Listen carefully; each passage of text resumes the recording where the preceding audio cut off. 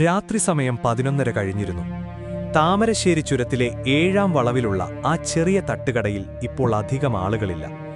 ചാറ്റൽ മഴയ്ക്ക് ഒരു വല്ലാത്ത ശക്തിയുണ്ടായിരുന്നു.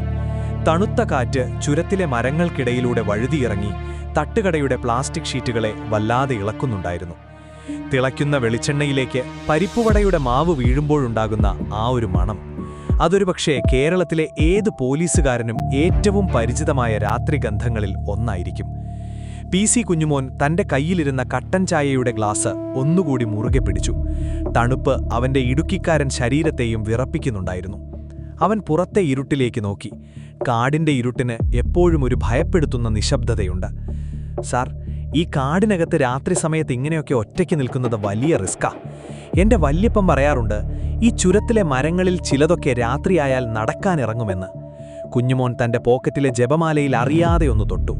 അവൻ എപ്പോഴും അങ്ങനെയാണ്. ധൈര്യം പുറമെ കാണിക്കുമെങ്കിലും ഇരുട്ടിനെ അവന് വല്ലാത്ത പേടിയാണ്. തട്ടുകടയുടെ ഒരു മൂലയിലുള്ള മരബെഞ്ചിലിരുന്ന് ലാപ്ടോപ്പിൽ എന്തോ ടൈപ്പ് ചെയ്യുകയായിരുന്ന ഡോക്ടർ ഫെലിക്സ് തോമസ് തന്റെ കട്ടികണ്ണട ഒന്ന് നേരെയാക്കി. അവന്റെ മുന്നിലിരുന്ന പ്ലേറ്റിൽ ഒരു പാതി തിന്ന പരിപ്പുവടയുണ്ടായിരുന്നു. കുഞ്ഞുമോനെ, നിന്റെ വല്യപ്പൻ പറഞ്ഞത് അത്ര ശാസ്ത്രീയമായ കാര്യമൊന്നുമല്ല. മരങ്ങൾ നടക്കില്ല. പക്ഷേ നീ ഇപ്പോൾ കഴിക്കുന്ന ഈ പരിപ്പുവടയുണ്ടല്ലോ, ഇത് വറുത്തെടുക്കുന്ന എണ്ണ 3-ാമത്തെ തവണ തിളപ്പിക്കുമ്പോൾ അതിലെ ലിപ്പിഡുകൾക്ക് എന്ത് സംഭവിക്കുമെന്ന് നിനക്കറിയാമോ? കാർസിനോജനിക് കോമ്പൗണ്ടുകൾ, അതായത് നിന്നെ കാർന്നു തിന്നാൻ പോകുന്ന യഥാർത്ഥ പ്രേതം ആ എണ്ണച്ചട്ടിയിലാണ് തിളയ്ക്കുന്നത്. ഫെലിക്സ് വളരെ നിസ്സാരമായി പറഞ്ഞു. അവനെ എല്ലാം അങ്ങനെയാണ്. ലോകത്തിലെ ഏറ്റവും വലിയ ഭയങ്ങളെപ്പോലും അവൻ ലാബിലെ മൈക്രോസ്കോപ്പിലൂടെ മാത്രമേ കാണാറുള്ളൂ. അവർക്കിടയിലെ ആ ചെറിയ തർക്കം നടക്കുമ്പോഴും കടയുടെ ഏറ്റവും ഇരുണ്ട കോണിൽ മഴയിലേക്ക് നോക്കി നിൽക്കുകയായിരുന്നു ഇൻസ്പെക്ടർ രുദ്രൻ നായർ. പാലക്കാടൻ വെയിലേറ്റ് കരിഞ്ഞ ആ മുഖത്ത് ഇപ്പോൾ യാതൊരു ഭാവവുമില്ലായിരുന്നു.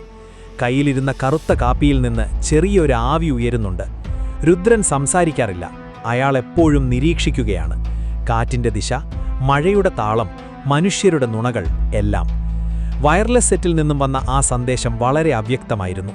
റേഞ്ച് കിട്ടാത്തതിന്റെ ബുദ്ധിമുട്ടുകൾ ആ ശബ്ദത്തിലുണ്ട്. Station, Kombanmala estate. സാർ, ഇവിടെ ഒരു പ്രശ്നമുണ്ട്. വട്ടത്തിൽ തറവാട്ടിലെ ഹരികൃഷ്ണൻ സാറിന്റെ ഭാര്യ പൂർണിമ മാഡം ഡെഡ് ബോഡിയാണ് സാർ. പക്ഷേ ഇതൊരു സാധാരണ മരണമല്ല സാർ, പെട്ടെന്നെത്തണം. രുദ്രൻ തന്റെ കയ്യിലിരുന്ന കട്ടൻ കാപ്പിയുടെ ഗ്ലാസ് പതുക്കെ മേശപ്പുറത്ത് വെച്ചു. അവൻ ഫെലിക്സിനെയും കുഞ്ഞുമോനെയും ഒന്ന് നോക്കി. ആ ഒറ്റ നോട്ടത്തിൽ തന്നെയുണ്ടായിരുന്നു എല്ലാ കമാൻഡുകളും. കൊമ്പന്മല, വണ്ടിയെടുക്ക് കുഞ്ഞുമോനെ. രുദ്രന്റെ ശബ്ദം ആ മഴയേക്കാൾ തണുത്തതായിരുന്നു. ഇടുക്കിയിൽ കൊമ്പന്മല എന്ന ഗ്രാമം അക്ഷരാർത്ഥത്തിൽ ലോകത്തിൽ നിന്നും ഒറ്റപ്പെട്ടു നിൽക്കുന്ന ഒരു പ്രദേശമാണ്. എപ്പോഴും കോടമഞ്ഞു മൂടിക്കിടക്കുന്ന ഏലക്കാടുകളുടെയും റബ്ബർ തോട്ടങ്ങളുടെയും നടുവിലുള്ള ഒരു ചെറിയ അതിർത്തി ഗ്രാമം. ജീപ്പിന്റെ ടയറുകൾ ആ പരുക്കൻ റോഡിലൂടെ താളം പിടിച്ച് മുന്നോട്ട് നീങ്ങുകയായിരുന്നു. രാത്രിയുടെ അന്ത്യയാമങ്ങളിൽ ഇടുക്കിയിലെ മഞ്ഞു പുതച്ച വഴികളിലൂടെ സഞ്ചരിക്കുമ്പോൾ ഒരുതരം മയക്കം എല്ലാവരെയും പിടികൂടേണ്ടതാണ്. പക്ഷേ കുന്നിൻ ചെരുവിലെ ആ ചെറിയ തട്ടുകടയിൽ നിന്ന് കുടിച്ച കടുപ്പത്തിലുള്ള ചായയുടെയും അവിടുത്തെ ആ ചെറിയ റേഡിയോയിൽ പാടിക്കൊണ്ടിരുന്ന പഴയ ഒരു പാട്ടിന്റെയും ലഹരിയിൽ കുഞ്ഞുമോൻ ഉഷാറായിരുന്നു. സാറേ, കുഞ്ഞുമോൻ ജീപ്പിന്റെ സ്റ്റിയറിംഗിൽ താളം പിടിച്ചുകൊണ്ട് ഫെലിക്സിനെ നോക്കി വിളിച്ചു. ഈ രംഗണ്ണനെ കണ്ടിട്ടുണ്ടോ സാറ്? ആവേശത്തിലെ ആ രംഗണ്ണൻ, ഭഭ, ആ എൻട്രി, അതൊരൊന്നൊന്നര സാധനമാണ്. എന്റെ കല്യാണത്തിന് എനിക്ക് അങ്ങനെ ഒരു എൻട്രി വേണം സാറേ. ഫെലിക്സ് തന്റെ കണ്ണടയൊന്ന് തുടച്ചു ശരിയാക്കി. Kunjumon, you are suffering from what we call cinematic hallucination. Rangannan ഒരു ഫിക്ഷണൽ ക്യാരക്ടറാണ്. ആൻഡ് മോർ ഇമ്പോർട്ടൻ്റ്ലി, ആ സിനിമയിൽ കാണിക്കുന്ന സ്മോക്ക് മെഷീൻ ഉണ്ടല്ലോ, അതിലുപയോഗിക്കുന്ന ഫ്ലൂയിഡ് മിക്കവാറും ഗ്ലൈക്കോൾ ബേസ്ഡ് ആണ്. ശരിക്കുള്ള വെന്റിലേഷൻ ഇല്ലാത്ത ഇടങ്ങളിൽ അത് ശ്വസിക്കുന്നത് നിങ്ങളുടെ ശ്വാസകോശത്തിലെ അൽവിയോളൈകളെ നശിപ്പിക്കും. It's essentially a carcinogen delivery system. കുഞ്ഞുമോനൊന്നും ഞെട്ടി. സാറേ, മാരകമായ രോഗമൊന്നും വേണ്ട. എനിക്കൊരു 5-6 സ്മോക്ക് മെഷീൻ, കുറച്ച് ചുവന്ന ലൈറ്റ്, പിന്നെ ആ ലുങ്കിയും പിടിച്ചുകൊണ്ടുള്ള ആ വരവ്. എന്റെ റീത്ത് അത് കണ്ടാൽ അവിടെ തന്നെ ബോധം കെട്ടു വീഴും. ഫെലിക്സ് പരിഹാസത്തോടെ ഒന്ന് ചിരിച്ചു. ബോധം കെട്ടു വീഴുന്നത് പ്രണയം കൊണ്ടാവില്ല കുഞ്ഞുമോൻ. ആ പുകയും ചായയിൽ നീ കുടിച്ച ആ ലിപ്പിഡ് സ്ട്രക്ചറും കാരണമായിരിക്കും. ആ ചായക്കാടക്കാരൻ പഴയ പാല് വീണ്ടും വീണ്ടും തിളപ്പിക്കുന്നത് ഞാൻ കണ്ടു. The oxidation of fats in that milk is A slow Poisson. നിന്റെ ദഹനപ്രക്രിയയെ അതെങ്ങനെ ബാധിക്കുമെന്ന് നിനക്കറിയാമോ? ജീപ്പിന്റെ പിന്നിൽ നിശബ്ദനായിരുന്ന രുദ്രൻ നായർ ജനാലയിലൂടെ പുറത്തെ ഇരുട്ടിലേക്ക് നോക്കി. പാലക്കാട്ടെ കാറ്റും ഇവിടത്തെ തണുപ്പും തമ്മിലുള്ള വ്യത്യാസം അയാൾ അളക്കുകയായിരുന്നു. രുദ്രൻ പെട്ടെന്ന് പറഞ്ഞു, വിവാഹം അത് വെറുമൊരു ആഘോഷമല്ല കുഞ്ഞുമോൻ. അതൊരു നിശബ്ദമായ ഉടമ്പടിയാണ്. പക്ഷേ പലപ്പോഴും അതൊരു ദുരന്തത്തിന്റെ തുടക്കവുമാവാറുണ്ട്. കുഞ്ഞുമോൻ നിശബ്ദനായി. രുദ്രൻ സാർ സംസാരിച്ചു തുടങ്ങിയാൽ അതിലെന്തെങ്കിലും ഗഹനമായ കാര്യമുണ്ടാകുമെന്ന് അവനറിയാം. എന്റെ അച്ഛൻ പ്രഭാകരൻ, രുദ്രൻ തുടർന്നു. 1974 അദ്ദേഹത്തിന്റെ കല്യാണം. പാലക്കാട്ടെ വേനൽ ചൂടിൽ ഒരു ഉച്ചനേരത്തായിരുന്നു അത്. പക്ഷേ താലി കെട്ടാൻ മിനിറ്റുകൾ ബാക്കി നിൽക്കെ അച്ഛനൊരു വയർലെസ് സന്ദേശം വന്നു. അടുത്ത ഗ്രാമത്തിൽ നടന്ന ഒരു സമരത്തെ നേരിടാൻ ഉടൻ എത്തണം, ലാത്തിചാർജ് ഡ്യൂട്ടി. അന്ന് അച്ഛൻ ആ കല്യാണ പന്തലിൽ നിന്ന് യൂണിഫോമിലേക്ക് കയറിയത് എന്റെ അമ്മയുടെ കണ്ണുനീർ കണ്ടുകൊണ്ടാണ്. ആ കല്യാണം നടന്നില്ല.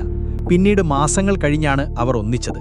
പക്ഷെ ആ ആദ്യത്തെ മുഹൂർത്തം നഷ്ടപ്പെട്ടതിന്റെ വേദന അച്ഛനെ എന്നും അലട്ടിയിരുന്നു. ഡ്യൂട്ടി കഴിഞ്ഞ് തിരിച്ചെത്തിയ അച്ഛന്റെ യൂണിഫോമിൽ രക്തക്കറയുണ്ടായിരുന്നു. അതൊരു ചുവന്ന മുഹൂർത്തമായിരുന്നു. പക്ഷെ ആവേശത്തിലെ ആ ചുവപ്പല്ല, വേദനയുടെ ചുവപ്പ്. ജീപ്പിൽ നിശബ്ദത പടർന്നു. ടയറുകളുടെ ശബ്ദം മാത്രം കേൾക്കാം. രുദ്രന്റെ വാക്കുകളിൽ ഒരുതരം മരവിപ്പുണ്ടായിരുന്നു. സാറേ, കുഞ്ഞുമോൻ പതുക്കെ പറഞ്ഞു. പ്രഭാകരൻ സാറിന്റെ ആ യൂണിഫോമിലെ രക്തം, അത് പിന്നീട് മാഞ്ഞോ?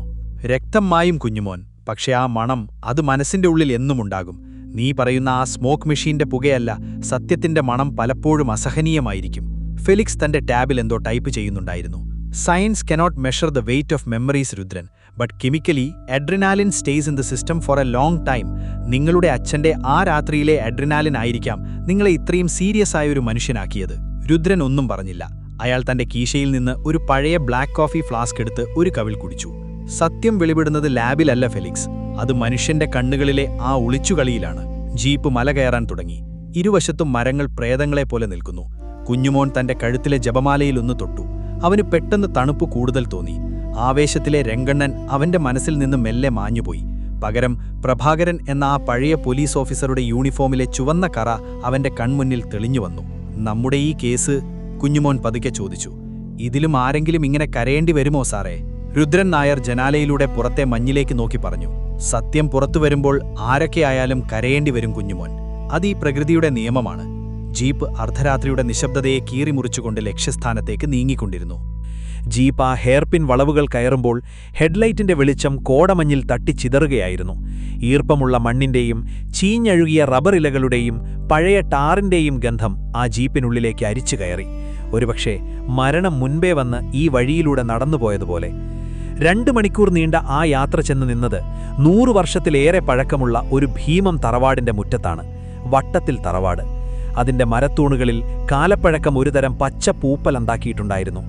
മുറ്റത്ത് കുറച്ച് എസ്റ്റേറ്റ് തൊഴിലാളികൾ ഭയത്തോടെ മാറി നിൽക്കുന്നുണ്ട്. ആ തറവാടിന്റെ നിഴൽ അവനുമേൽ വീണു. വീടിന്റെ ഏറ്റവും വലിയ അടുക്കളയിലായിരുന്നു ആ കാഴ്ച. നിലത്തെ പഴയ റെഡ് ഓക്സൈഡ് തറയിൽ പൂർണിമ കിടക്കുകയാണ്. അവളുടെ കണ്ണുകൾ തുറന്നിരിക്കുന്നു. വളരെ സാധാരണമായൊരു നോട്ടം. മുഖത്ത് ഭയമോ വേദനയോ ഇല്ല, വെറുമൊരു ശൂന്യത മാത്രം. ഒരുതരം സമാധാനപരമായ മരണം എന്നൊറ്റ നോട്ടത്തിൽ തോന്നിപ്പോകും. രുദ്രൻ ആ അടുക്കളയുടെ വാതിൽക്കൽ നിന്നു. അയാൾ ഉള്ളിലേക്ക് കയറില്ല. കുഞ്ഞുമോൻ എന്തോ പറയാൻ വന്നതും രുദ്രൻ കൈയുയർത്തി അവനെ തടഞ്ഞു. 10 മിനിറ്റ്, കൃത്യം 10 മിനിറ്റ് രുദ്രൻ അവിടെ അനങ്ങാതെ നിന്നു. അതായിരുന്നു രുദ്രൻസ് മെഡിറ്റേഷൻ. അയാളുടെ കണ്ണുകൾ ആ അടുക്കളയിലെ ഓരോ അണുവിലൂടെയും കടന്നുപോയി. ജനാലപ്പടിയിൽ വീണുകിടക്കുന്ന നേർത്ത പൊടിപടലങ്ങൾ, അടുപ്പിൽ വെച്ചിരുന്ന പാല് തിളച്ചുതൂവി കരിഞ്ഞ പാടുകൾ, സിങ്കിൽ കഴുകാൻ വെച്ചിരുന്ന പാത്രങ്ങൾ. ജനാലകളെല്ലാം ഉള്ളിൽ നിന്നും പൂട്ടിയ നിലയിലാണ്. മുൻവാതിലിൽ ബലപ്രയോഗം നടന്നതിന്റെ യാതൊരു ലക്ഷണവുമില്ല. അതായത് പുറത്തുനിന്നും ആരും വന്നിട്ടില്ല. ഫെലിക്സ് തന്റെ മെറ്റൽ സ്യൂട്ട്കേസുമായി ബോഡിക്കരികിലിരുന്നു. അവൻ പൂർണിമയുടെ കഴുത്തിനു ചുറ്റും വളരെ സൂക്ഷ്മമായി പരിശോധിച്ചു. No signs of struggle. കഴുത്തിൽ പാടുകളില്ല. വായിൽ നിന്നും നുരയോ പതയോ വന്നിട്ടില്ല. വിഷം ഉള്ളിൽ ചെന്നതിന്റെ ലക്ഷണമല്ല. ഒറ്റ നോട്ടത്തിൽ ഇതൊരു കാർഡിയാക് അറസ്റ്റാണെന്നേ പറയൂ. ശരീരത്തിന്റെ ഊഷ്മാവ് വെച്ച് നോക്കുമ്പോൾ മരണം നടന്നിട്ട് ഏകദേശം 3 മണിക്കൂറായി. ഫെലിക്സ് തന്റെ നോട്ട്പാഡിൽ എന്തോ കുത്തിക്കുറിച്ചു. ഈ സമയം പുറത്തു വരാന്തയിൽ കുഞ്ഞുമോൻ എസ്റ്റേറ്റിലെ ഒരു പ്രായമായ ജോലിക്കാരിയോട് സംസാരിക്കുകയായിരുന്നു. അവർ വല്ലാതെ ഭയപ്പെട്ടിരുന്നു. ചേട്ടത്തി, ഹരികൃഷ്ണൻ സാർ എവിടെ? എന്താ ഇവിടെ ശരിക്കും നടന്നത്? ജോലിക്കാരി തന്റെ ചുളിവു വീണ കൈകൾ കൂപ്പി നെഞ്ചോട് ചേർത്തു. സാർ, ഹരിക്കുട്ടൻ സാർ ഇന്നലെ എറണാകുളത്തേക്ക് പോയതാ. പൂർണിമ കൊച്ചമ്മ മാത്രമേ ഉണ്ടായിരുന്നുള്ളൂ. സാറും കൊച്ചമ്മയും തമ്മിൽ എപ്പോഴും വലിയ വഴക്കായിരുന്നു. ആ കല്യാണി മരിച്ചേൽ പിന്നെ ഈ വീടിനൊരു സമാധാനവുമില്ല സാറേ. ഇതവളുടെ ശാപമാ. ആ പേര് കേട്ടപ്പോൾ രുദ്രൻ പതുക്കെ പുറത്തേക്ക് തിരിഞ്ഞു. കല്യാണി, അതൊരു പുതിയ പേരാണ്. ഈ മരണവും ആ പേരും തമ്മിൽ എന്തോ ഒരു ബന്ധമുണ്ടെന്ന് രുദ്രന്റെ മനസ്സ് മന്ത്രിച്ചു. അടുക്കളയിൽ നിന്നും ഫെലിക്സിന്റെ ശബ്ദം വീണ്ടും കേട്ടു. അതിൽ പതിവില്ലാത്ത ഒരു ഗൗരവമുണ്ടായിരുന്നു. രുദ്രൻ, നീ ഇതൊന്നു വന്ന് നോക്കിയേ. ഇവിടെ കാര്യങ്ങൾ നമ്മൾ ഉദ്ദേശിച്ചതുപോലെയല്ല. രുദ്രൻ പതുക്കെ ബോഡിക്കരികിലേക്ക് നടന്നു.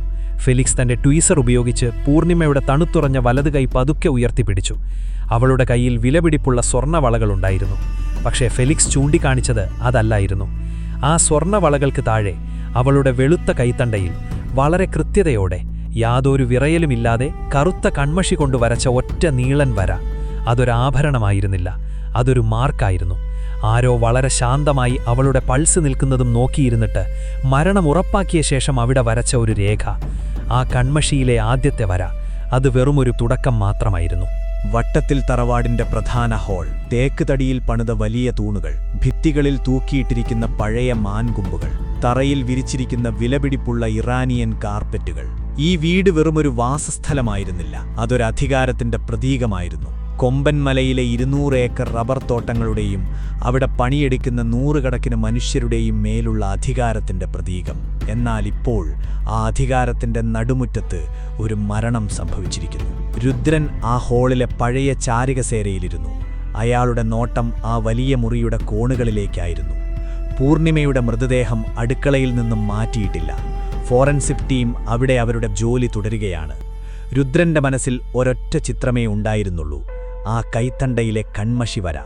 ഫെലിക്സ് തന്റെ കയ്യിലെ പോർട്ടബിൾ ഡിജിറ്റൽ മൈക്രോസ്കോപ്പ് മടക്കി വെച്ചുകൊണ്ട് രുദ്രന്റെ അടുത്തേക്ക് വന്നു. അവന്റെ മുഖത്ത് പതിവില്ലാത്തൊരു അസ്വസ്ഥതയുണ്ടായിരുന്നു. രുദ്രൻ, ആ വര അതൊരു സാധാരണ മാർക്കറല്ല, പ്യുവർ കാർബൺ ബേസ്ഡ് കൺമഷിയാണ്.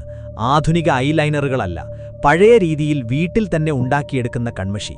ഇതിനൊരു പ്രത്യേകതയുണ്ട്, ഇതൊരു പേഴ്സണൽ സിഗ്നേച്ചറാണ്. കൊലയാളി വളരെ ശാന്തനായിരുന്നു. അവൾ മരിച്ചു എന്ന് ഉറപ്പുവരുത്തിയ ശേഷം അവളുടെ കൈത്തണ്ടയിൽ സ്പർശിച്ച് ഒരു വര വരയ്ക്കണമെങ്കിൽ അയാൾക്കവളോട് അതിഭീകരമായ എന്തോ വ്യക്തിവൈരാഗ്യമുണ്ട്. രുദ്രൻ മറുപടി പറഞ്ഞില്ല. അയാൾ പോക്കറ്റിൽ നിന്നും ഒരു സിഗരറ്റ് എടുത്തു, കത്തിച്ചില്ല. ചുണ്ടിൽ വെച്ച് ആ മരപ്പലകകളുടെ മണത്തിലേക്ക് ലയിച്ചു. ഒരു വെള്ള ടൊയോട്ട ഫോർച്യൂണർ ജീപ്പാണ് മുറ്റത്തു വന്നു നിന്നത്. അതിൽ നിന്നും ഇറങ്ങി വന്നത് ഹരികൃഷ്ണനായിരുന്നു, പൂർണിമയുടെ ഭർത്താവ്, കൊമ്പൻമല എസ്റ്റേറ്റിന്റെ ഉടമസ്ഥൻ. വിലയേറിയ ലിനൻ ഷർട്ടും കയ്യിൽ ലക്ഷങ്ങൾ വിലമതിക്കുന്ന റോളക്സ് വാച്ചും. അയാളുടെ മുഖത്ത് വല്ലാത്തൊരു പരിഭ്രാന്തിയുണ്ടായിരുന്നു. അയാൾ നേരെ ഹാളിലേക്ക് കയറി വന്നു. പോലീസുകാരെ വടവയ്ക്കാതെ അടുക്കളയിലേക്ക് പോകാൻ ശ്രമിച്ചു. കുഞ്ഞുമോൻ അയാളെ തടഞ്ഞു നിർത്തി.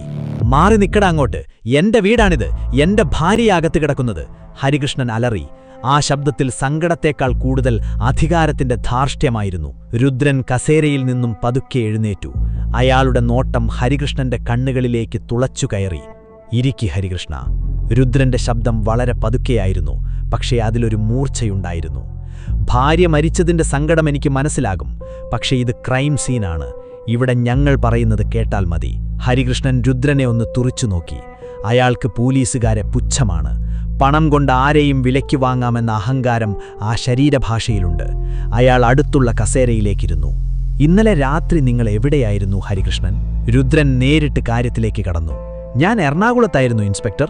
എന്റെ റിസോർട്ട് പ്രോജക്റ്റിന്റെ മീറ്റിംഗ് ഉണ്ടായിരുന്നു. വൈകുന്നേരം പോയതാ. ഇന്ന് രാവിലെയാണ് തിരിച്ചു വന്നത്.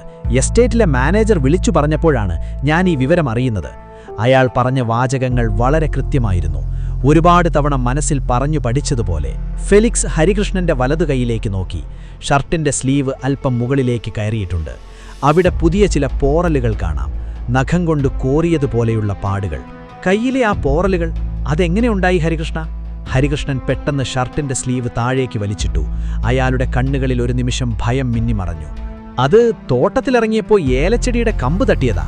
അതിപ്പോ അന്വേഷണത്തിന് വലിയ ആവശ്യമുണ്ടോ ഡോക്ടർ? എന്റെ ഭാര്യ മരിച്ചു കിടക്കുകയാണ്. അത് ഹാർട്ട് അറ്റാക്ക് ആണെന്ന് നിങ്ങളുടെ പോലീസുകാർ തന്നെ പറയുന്നുണ്ടല്ലോ. പിന്നെ എന്തിനാ എന്നെ ഇങ്ങനെ ചോദ്യം ചെയ്യുന്നത്? രുദ്രൻ മുന്നോട്ടാഞ്ഞു. ഹാർട്ട് അറ്റാക്ക് ആണെന്ന് ഞങ്ങൾ പറഞ്ഞിട്ടില്ലല്ലോ ഹരികൃഷ്ണ. നിങ്ങളതെങ്ങനെ അറിഞ്ഞു? ഹാളിൽ പെട്ടെന്ന് കനത്ത നിശബ്ദത പടർന്നു. മഴയുടെ ശബ്ദം മാത്രം പശ്ചാത്തലത്തിൽ കേൾക്കാം. ഹരികൃഷ്ണൻ ഉത്തരം മുട്ടിനിന്നു. ആ നിശബ്ദതയെ ഭേദിച്ചുകൊണ്ട് കുഞ്ഞുമോൻ ഹാളിലേക്ക് കടന്നുവന്നു. അവൻ പുറത്തുപോയിരിക്കുകയായിരുന്നു. അവൻ രുദ്രന്റെ ചെവിയിൽ വന്ന് പതുക്കെ എന്തോ പറഞ്ഞു. രുദ്രന്റെ മുഖഭാവം മാറി. അയാൾ ഹരികൃഷ്ണനെ ഒന്ന് നോക്കിയിട്ട് കുഞ്ഞുമോനോടൊപ്പം പുറത്തെ വരാന്തയിലേക്കിറങ്ങി. സാർ, ഞാൻ പുറത്തെ ലയത്തിൽ പോയി ഔസേപ്പേട്ടനെ കണ്ടിരുന്നു. ഈ തറവാടിലെ പഴയ കാവൽക്കാരനാ. അയാൾ പറഞ്ഞത് വെച്ച് നോക്കുമ്പോൾ ഈ ഹരികൃഷ്ണൻ ഒരു അസൽ ക്രിമിനലാ സാർ. എന്തുപറ്റി? സാർ, ഹരികൃഷ്ണനും പൂർണിമയും തമ്മിൽ കഴിഞ്ഞ കുറച്ചു മാസങ്ങളായി വലിയ പ്രശ്നങ്ങളായിരുന്നു. പൂർണിമ ഡിവോഴ്സിന് വക്കീലിനെ കണ്ടിരുന്നു. ഈ എസ്റ്റേറ്റിന്റെ പകുതി അവൾക്ക് അവകാശപ്പെട്ടതാ. അത് കൊടുക്കാതിരിക്കാൻ ഹരികൃഷ്ണൻ ഈ വീട്ടിൽ ഒരു തടവുകാരിയെ പോലെയാ സാർ വെച്ചിരുന്നത്. അവരെ പുറത്തേക്ക് വിടാറില്ല. അത് മാത്രമല്ല സാർ, ഔസേപ്പേട്ടൻ വേറൊരു കാര്യം കൂടി പറഞ്ഞു. ഈ എസ്റ്റേറ്റിനോട് ചേർന്നൊരു 5 ഏക്കർ ഭൂമിയുണ്ട്. അത് കല്യാണി എന്നു പേരുള്ള ഒരു സ്ത്രീയുടേതായിരുന്നു. കുറച്ചു മാസങ്ങൾക്ക് മുൻപ് അവൾക്ക് വട്ടായിപ്പോയി. രാത്രി മുഴുവൻ അലറിക്കരയലും ഭ്രാന്ത് പിടിച്ചതുപോലെയുള്ള പെരുമാറ്റവും. നാട്ടുകാർ പറഞ്ഞു അവൾക്ക് യക്ഷി ബാധിച്ചതാണെന്ന്. ഹരികൃഷ്ണൻ അവളെ ഒരു അസൈലത്തിലാക്കി. അവിടെ വെച്ചവൾ മരിച്ചുപോയി.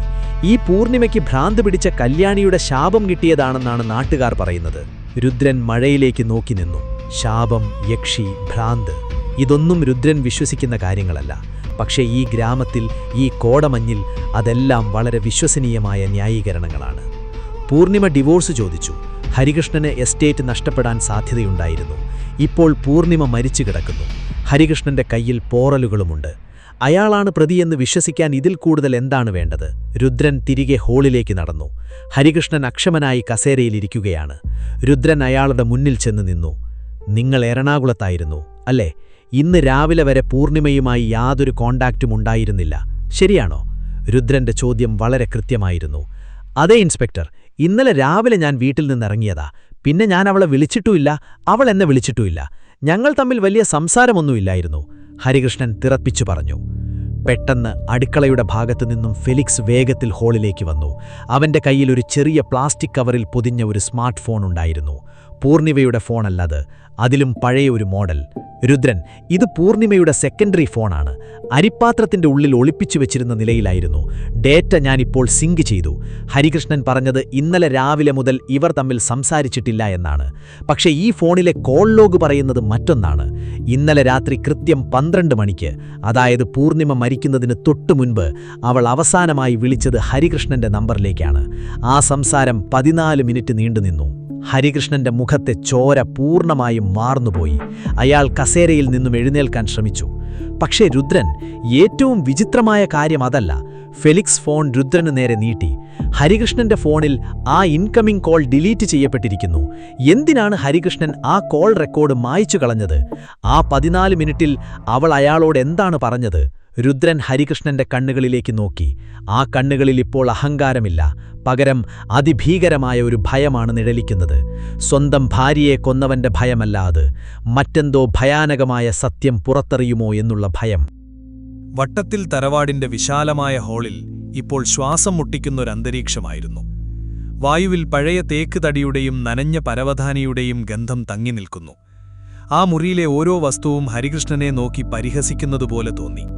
അയാളുടെ വിലയേറിയ റോളക്സ് വാച്ചിനുള്ളിലെ വിയർപ്പ് തുള്ളികൾ അയാളുടെ ആത്മവിശ്വാസത്തിന്റെ തകർച്ചയെ കാണിച്ചു തരുന്നുണ്ടായിരുന്നു. 14 മിനിറ്റ്. പൂർണിമ മരിക്കുന്നതിന് തൊട്ടുമുൻപ് അവൾ സംസാരിച്ചത് സ്വന്തം ഭർത്താവിനോടാണ്. ആ ഫോൺ കോൾ എന്തിനാണ് ഡിലീറ്റ് ചെയ്യപ്പെട്ടത്? രുദ്രൻ ഹരികൃഷ്ണന്റെ തൊട്ടുമുന്നിൽ ചെന്ന് നിന്നു. അയാളുടെ കണ്ണുകളിൽ ഒരു ദയയുമില്ലായിരുന്നു. പാലക്കാടൻ വെയിലേറ്റ് കരിഞ്ഞ മുഖത്ത് ഇപ്പോൾ ഇരയെ പിടിക്കാൻ നിൽക്കുന്നൊരു വേട്ടക്കാരന്റെ ശാന്തതയായിരുന്നു. 14 മിനിറ്റ് ഹരികൃഷ്ണ. മരണത്തിന്റെ തൊട്ടുമുൻപുള്ള ആ 14 മിനിറ്റ് അവൾ നിന്നോട് എന്താണ് പറഞ്ഞത്? എന്തിനാണ് നീ ആ ഫോൺ കോൾ ഡിലീറ്റ് ചെയ്തത്? രുദ്രന്റെ ശബ്ദം ആ വലിയ ഹാളിൽ പ്രതിധ്വനിച്ചു. ഹരികൃഷ്ണന്റെ ചുണ്ടുകൾ വിറച്ചു. അയാളുടെ അഹങ്കാരത്തിന്റെ മുഖം മൂടി പതുക്കെ അടർന്നു വീഴുകയായിരുന്നു. അയാൾ 2 കൈകളും തലയിൽ വെച്ച് കസേരയിലേക്ക് കൂപ്പുകുത്തി. അയാളുടെ വിറയ്ക്കുന്ന ശബ്ദം പുറത്തുവന്നു.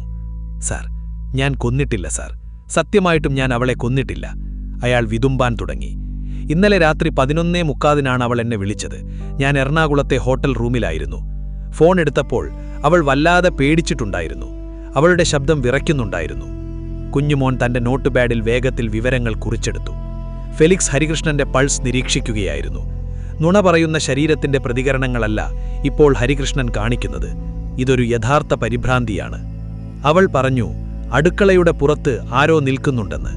ജനലിന്റെ വിടവിലൂടെ ആരോ അവളെ നോക്കുന്നുണ്ടെന്ന്. ഏതോ ഒരു ഭ്രാന്തൻ ചിരി കേൾക്കാമെന്നവൾ പറഞ്ഞു സാർ. ഹരികൃഷ്ണൻ കിതച്ചുകൊണ്ട് തുടർന്നു. പക്ഷേ ഞാനത് വിശ്വസിച്ചില്ല. കഴിഞ്ഞ കുറച്ചു നാളുകളായി അവൾക്കെന്തോ മാനസിക പ്രശ്നമുള്ളതുപോലെയാണ് പെരുമാറ്റം. എപ്പോഴും വഴക്കാണ്.